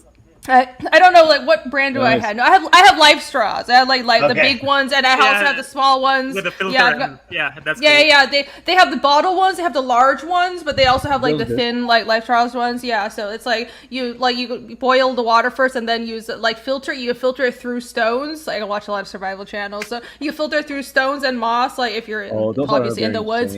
And then you can use like one of those life straws. Like boil it, filter it first, boil it, and then use life straw. Anyways, my wife bought a bunch of those. Like they're like these water bottles with built-in filters in them, and then like these water filtration units that you can just like with a spout at the bottom, you can drink the filtered stuff. It's like it says you can take swamp water or whatever and filter it to drinking water, but I don't want to try it, but we got those things. I don't know about that. I have a hatchet. I don't know if I should. Well, I don't have a hatchet. I have a machete, but I should probably not bring it out right now. It's probably a bad idea. You have a sword. But I have a sword. Machetes are good and they're cheap. I have several weapons. That's all I'm gonna say. Moving on. A Generac as well as Generac shuts off natural gas. Interesting. Very cool. Yeah. But seriously, like, this is all shit that you gotta prepare for, because you never know when shit's gonna go down. Yep. Yeah. You never know. One constant is shit happens. It always does. That's true. Yeah. Death, taxes, and shit happens. Yeah. Whew. Maromi says I have a Berkey and Entree Life Straw for emergencies. Yeah, exactly. Bam, that's exactly what my wife bought, is the Berkey stuff. Well, I have like supplies in my house. I have like all the things I mentioned, but I also like keep some in my car, because what happened in Atlanta was back in like 2011, 2012, and it almost like it snows here sometimes, but like it's just light dusting, it doesn't stick. But what happened in 2011 was it stuck, and it was like a foot of snow, which is like fucking nothing for people who live anywhere except the South. But a foot? Like this, yeah. I know it's a joke, but like the city didn't prepare. So the streets weren't salted, but at the same time they didn't keep everybody out of work and school. So everybody went to school and work in the morning before it snowed, and then it started snowing in the morning. And then in the middle of the day, the government told everybody to go home, and then everybody piled out onto the streets in the middle of the day. And then nobody knows how to drive. Nobody has good tires. The streets weren't salted, so there were car accidents everywhere. And then there was a hour traffic jam. And like the map of Atlanta looked like it was just on fire. It was red. Like all the roads were red. And there were like people giving birth on cars and shit. So after that, I've been like, I keep shit in my car. I have water, I have food, and cause I have blankets, because you never know. Seriously. But that's a good idea. It's just being smart, I think, because like like keep some supplies in your car, keep a blanket, keep some self-defense in your car, because your car is also your property. Yeah, it just. Spirit Skirt, welcome back. I don't know what I'm talking about. I have quite disaster prep. We're just shooting prepper stuff. Yeah, we're just shooting the shit right now, but we started talking about home renovations and how like we should be prepared for disasters. So now I'm talking about how you have to be prepared for like shit happening and be a prepper. Everybody be a prepper. That's the lesson of the day. That's what this stream is for. Everybody be a prepper. Energy outages. In what? Energy? What are you talking about? The energy cut downs. The energy cut downs? What energy cut downs? Yeah, I mean, in some parts of America, they're having like struggles, like in Texas. Oh yeah, we got a lot of blackouts here. Really? Rolling blackouts or whatever they call them. Yeah. We haven't had those here yet.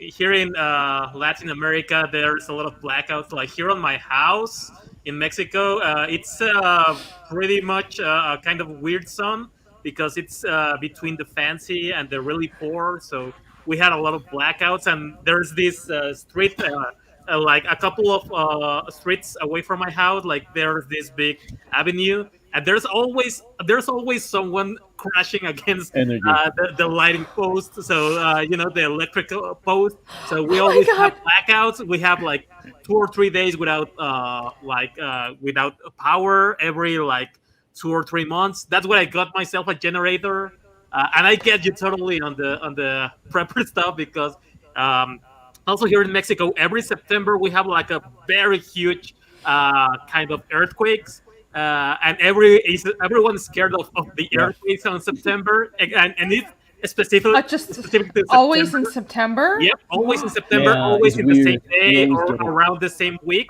But it's always really weird. Yeah, it's really specific. That's the only more or less predictable earthquake. Yep. Huh. Interesting. At least you know when to predict it. So we have our our backpacks, our prepper backpacks with everything, with the bank account kind of stuff, with all the little sheets, with the straws, with blankets, with everything to survive. So I totally get you, because I have all of that stuff just laying around there, just so in case. Yeah, like, and that, like I was mentioning, I grew up in Taiwan, but not just like having the typhoons, we have earthquakes too. And that's what the hard hats are for. Those aren't for the typhoons. For the typhoons, you just need water. But the hard hats for if you have an earthquake. Yeah. And I will never forget, like, there was a huge earthquake in Taiwan called 921. It happened on September 21st in 1999. Oh, same in Mexico, like, 21st. Oh, fun! It's like this, like it's like nationally traumatized because it's really, really bad. I remember we lived in a second floor apartment, and like when it started like around midnight, in middle of the night, everybody was sleeping, and like a bunch of buildings near the epicenter, it devastated like multiple towns. It just flattened towns. But we didn't live near the epicenter. But I lived on the second floor, and it was so strong. We were hiding under the dining room table, and the dining room light was swinging like this on the second floor. Oh man, it was really bad. Dramatic. So like you have to like be ready for shit like that. Over here in Colombia, it was for a long time during the 90s and early 2000s. It was because of terrorist attacks. The HELLION and the guerrillas blew up like power towers and petrol pipes all the time. They do that more often with petrol pipes over here in some instances. Now that one of the groups is trying to retire, but the government is making it difficult.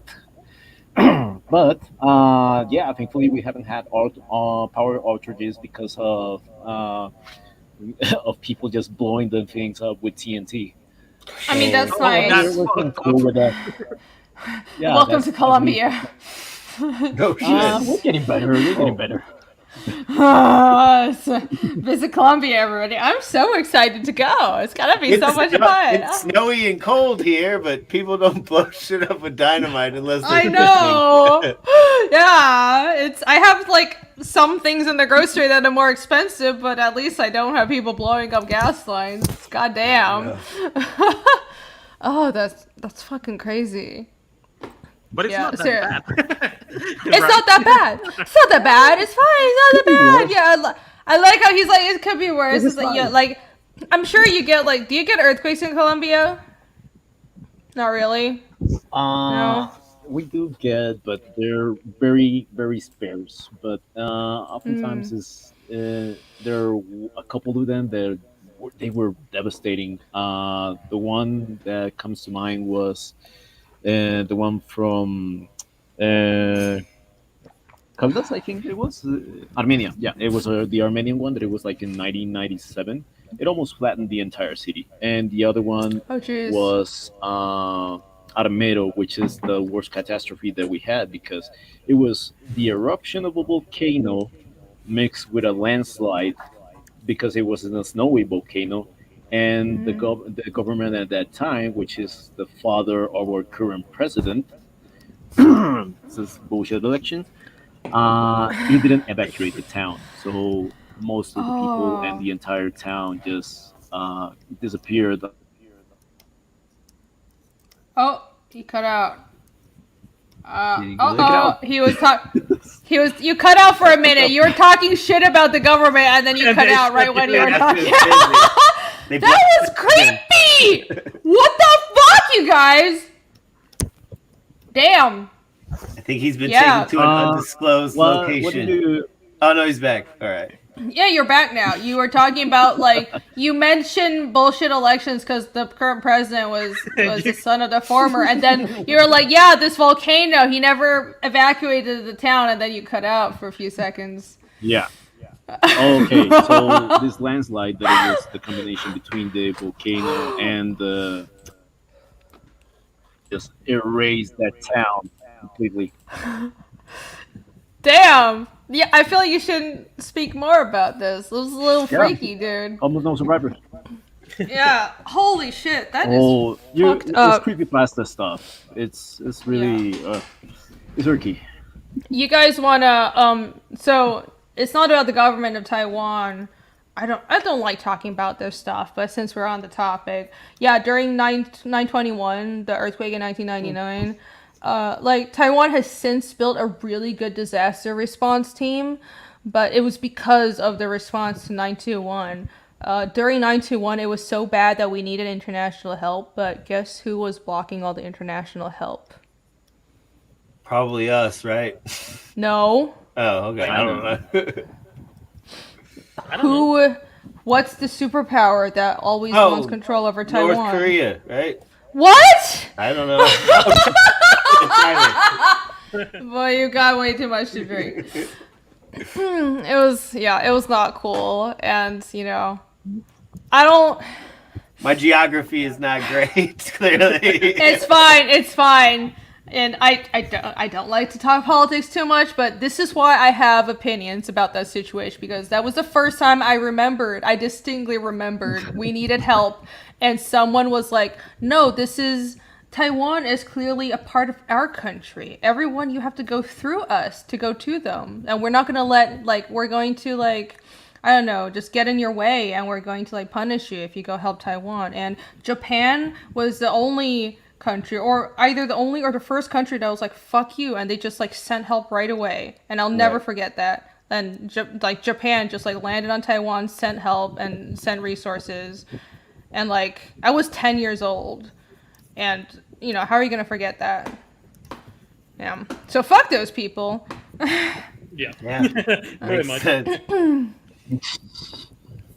Thank you, chat. Like you guys are great. You guys there. are great. It was. It was all Canada. It's Canada. West Taiwan. That was my next That's guess. right. I was just naming random countries. You guys are just Canada's naming random countries. Yeah. Anyhow. Yeah, man. Dude, people are so soft. And I remember a few years ago, there was an earthquake in Virginia or something, and it was a magnitude 2 earth. It's a little baby earthquake, and it was on TV because the eastern United States never gets earthquakes, and there was a tiny one. And I get that people aren't ready for it, but also buildings aren't built for it. Everything is made of fucking wood, and so it's scarier because there aren't really active fault lines especially the set eastern United States, so they're just not ready for it. But it was so funny. I saw on the news, it's there was an earthquake, and I felt it, but I was just, there's just fucking nothing. And on the news was this lady, and I was like, oh my god, I felt the shaking, and I thought I was gonna die. It's just a magnitude 2 earthquake. Calm down. I grew up in Northern California, and we'd have earthquakes regularly. The biggest earthquake I've ever been in personally was the 89 one, I believe. That was during the World Series with the A's were playing against the Giants, and it's split the Bay Bridge and a piece fell off. And, I can't remember what the exact magnitude was, but I think it's maybe it was caught on camera, and because something. of that, the people could evacuate. Right. Yeah, gosh. It was, I think, 1989, but that's the biggest one I've ever been in. So I was living in San Jose, California. It's kind of Northern California, but there's little tiny earthquakes all the time. You have to go get in the doorway or, whatever type situation. You kind of get used to it a little bit. Yeah, kind of. You get used to you feel the shaking, just you head out. You kind of grab the wall like this and kind of look around a bunch is what happens, Yeah. It's sad, but honestly, the first thing you do is see if everyone else is running, and that's really not what you should do. You should just leave the building. But when you have so many earthquakes, you get used to it. You're just if no one else is panicking, why should I? Yeah. Yeah. So tip, elevator shafts. Yeah. Elevator shafts and stairwells, but especially elevator shafts are the strongest part of any tall high-rise. So if you try to get out of the building if you're in an earthquake, but if you can't, head for the elevators. The elevator shafts are ridiculously strong. Nice. So there you go. Let's see. You got one more back here. 210! Yay! Thank you. Appreciate it, One, 210! guys. Oh my god! Awesome! Thank you guys. Everyone back Tiger Blue! We went on a huge tangent talking about disaster prep and home renovations, but that all paid off because somebody else backed Tiger Blue. It's all worth it. It was a 5.9, was it? It didn't feel that strong. Maybe I was wrong. I guess I was wrong. Yeah. I will take your word for it. But it didn't feel that strong to me. I don't mean to be a bitch and make light of the situation, but I just remember it didn't really scare me. But that makes sense though, right? Because if you're used to much stronger earthquakes, it's all relative. And I understand if you live in a wood house, like a 5.9 is scary. Yeah, everything is gonna crack up. Yeah, the weirdest like thing when the houses here aren't earthquake built for it. When the earthquake starts and like you see like the hot tub or like just a body of water and just starts slushing like that, and you're like, whoa, what the fuck's going on? I'm just sitting here next to my fancy hot tub watching the earthquake start. I'm just always sitting next to a hot. I don't have a hot tub, dude. I don't either. My parents in California when I was a kid had this like above ground hot tub thing, nothing super dope, but enough to where it's like you could see the water totally sloshing and splashing out of all sides. It's so crazy. Yeah. We live in an apartment, but like I said, like we had a hanging kitchen light, like it was like a chain, and then the light was here, and that's what I would like. My dad would always he would set up like an earthquake sort of counter, like an earthquake detection machine. He's very handy. So it was essentially like an overturned cup with a magnet on the top of like on bottom of the cup and a wire attached to the magnet. And if the wire was shaking, because sometimes you're walking around the house, you don't realize there's an earthquake. If the wire was shaking, you could tell that there was an earthquake. And if it was shaking beyond a certain degree, that meant we needed to like either take cover or leave. Evacuate. It's very cool. Yeah. Kind of cool.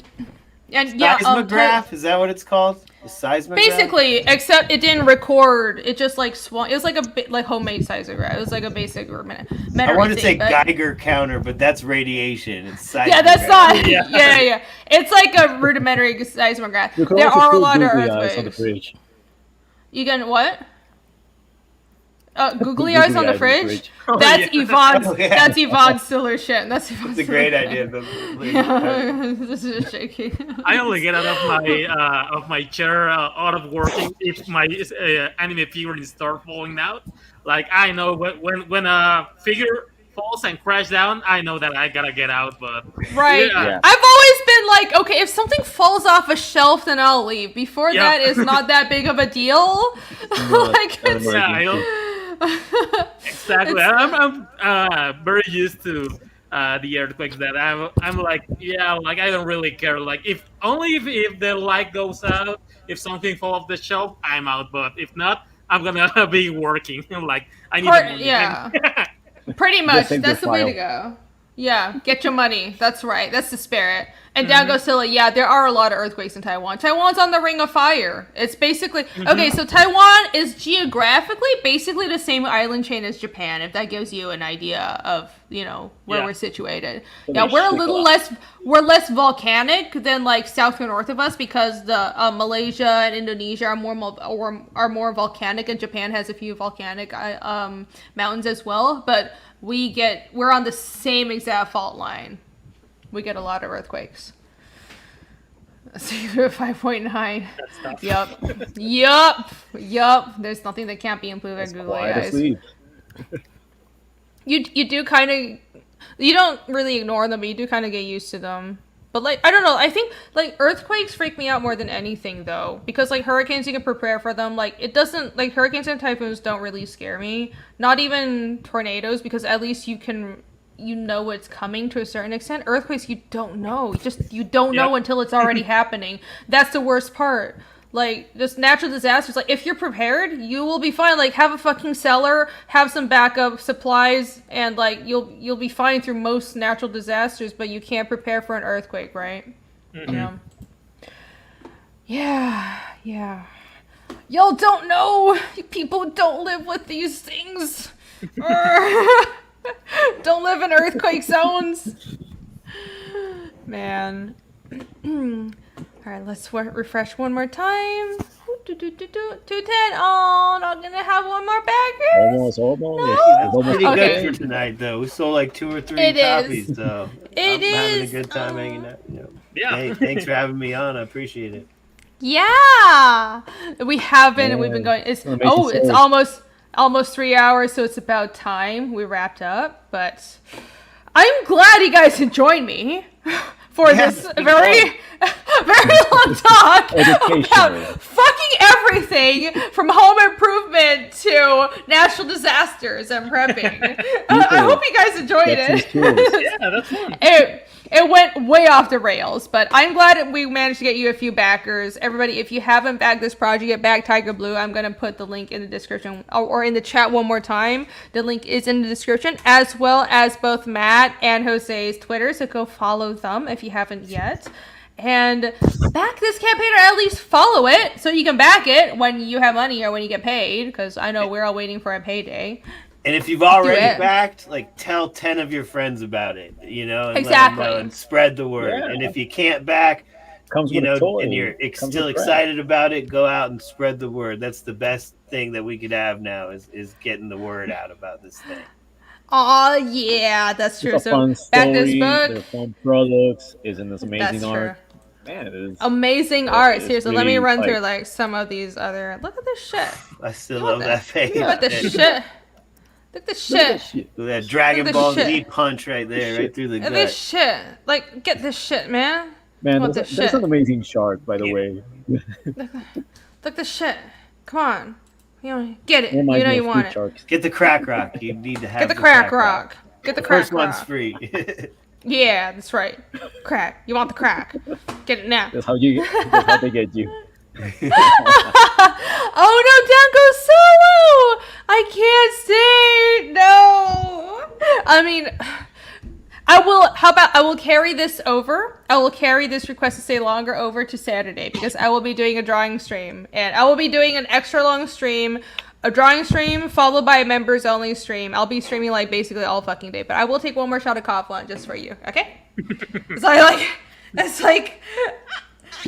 I probably have to go. Man, I should eventually get a little sleep, maybe. Hold up that bottle. Let's see how big of a dent you've made in it during this stream. It's not Get big in it. Let's see how much is left. Let's see. Here. Well, it's dark, but it's about here. It's about there. Here. Yeah. Pretty good amount. It's decent. It was like full to the brim too. It's not that bad. I've been like sipping and stuff. So I don't know. I feel like maybe that's not. I should be drinking more. I should be taking full shots. I would not be sitting upright if this thing is really strong. So, cheers. Cheers. Ah! Whew, it is really good though. Cheers. So yeah, you're glad I didn't take more than that, because this shit is strong as fuck. But yes, I will see you guys on Saturday.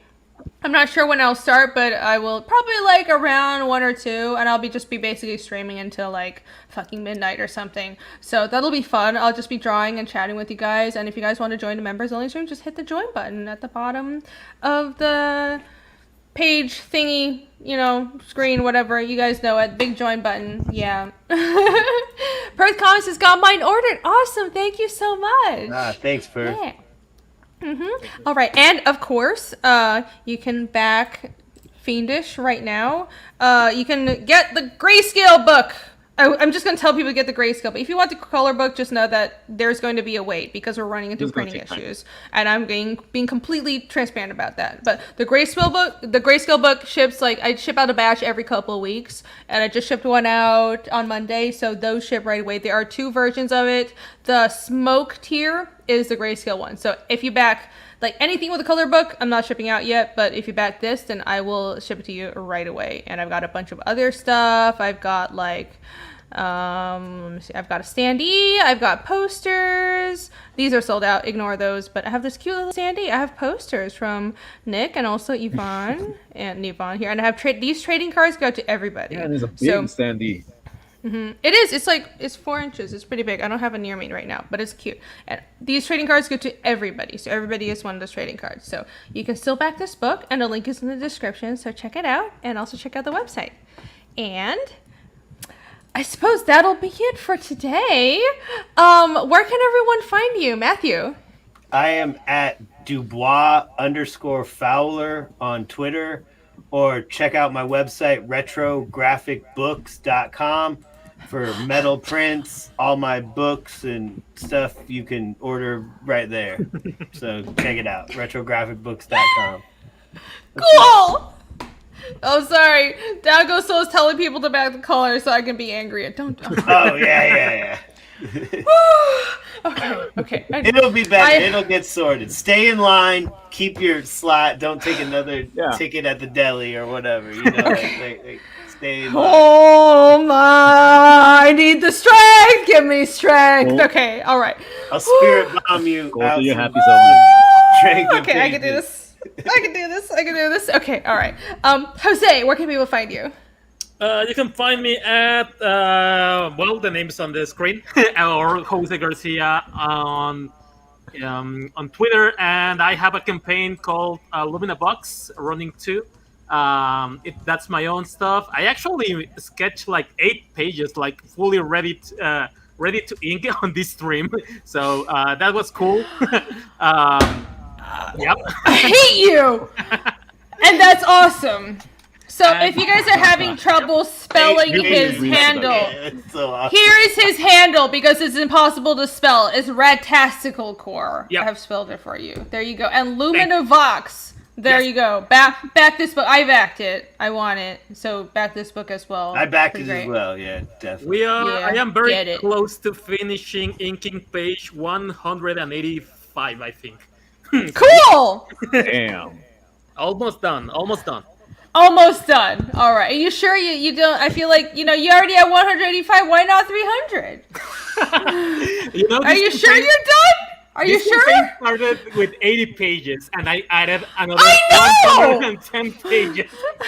Just because know! I felt guilty because I was going to deliver late, so I said like, man, Rini is gonna get out volume 2 before me. Miriam is gonna send bonds before me. So I entered in panic mode and I said like, I'm gonna give you guys volume 1 and 2 with this campaign. Like, I don't care. Whoa. As from the way things are looking, nothing is gonna ship before your book. So you're fine. But Bag Lumina Vox she's fucking insane. It's like almost 200 pages. He's nuts. So follow Gose. He's great and back his book. Yvonne. You can reach Promote me over yourself. Here, There, and that's Hector right. Savage in Instagram, and I guess the art station for Naughty Bits and Twitter. That's not for work commissions, and I do commissions. Actually, I'm open up for commissions. So whoever wants to ask me out for something, just reach me out, and prices are really affordable. Nice. Cool. All right. Very very nice. Everybody hire Yvonne. He never comes on the show when I ask, but he should come on more because he's a great artist. You should hire him. I'm Rini Draws. You can follow me at Rini Draws everywhere. I have an Instagram. I have Twitter. I have Why Am I Blurry Now? Fuck you, YouTube. Obviously, my YouTube channel is Rini Draws. You're watching this on my channel. So subscribe and hit like. Definitely subscribe and you can join. I have memberships now. So if you'd like to see exclusive behind-the-scenes posts and get access to exclusive streams, art streams, you can join the channel. And you can also back my book, Fiendish. The link is in the description. Here you go. Check it out. It's demonic monsters and Viking stuff and dark fantasy. And if you love like stuff like Berserk and Vinland Saga, then you're gonna love this book. So the Grayscale book is this one. Some blood. Yeah, if you like shit like Berserk, then you probably like this kind of stuff. So you should definitely check that out. I'm working on book 2, and you can always follow me on Twitter and Instagram for updates on that. So thank you guys very much for joining me, and come back on Saturday sometime in the afternoon for another stream, and also next Wednesday at 8 p.m. every Wednesday. So I'll see you guys next time. Bye, y'all. Great meeting you. Bye. Hey. Thank you. Bye.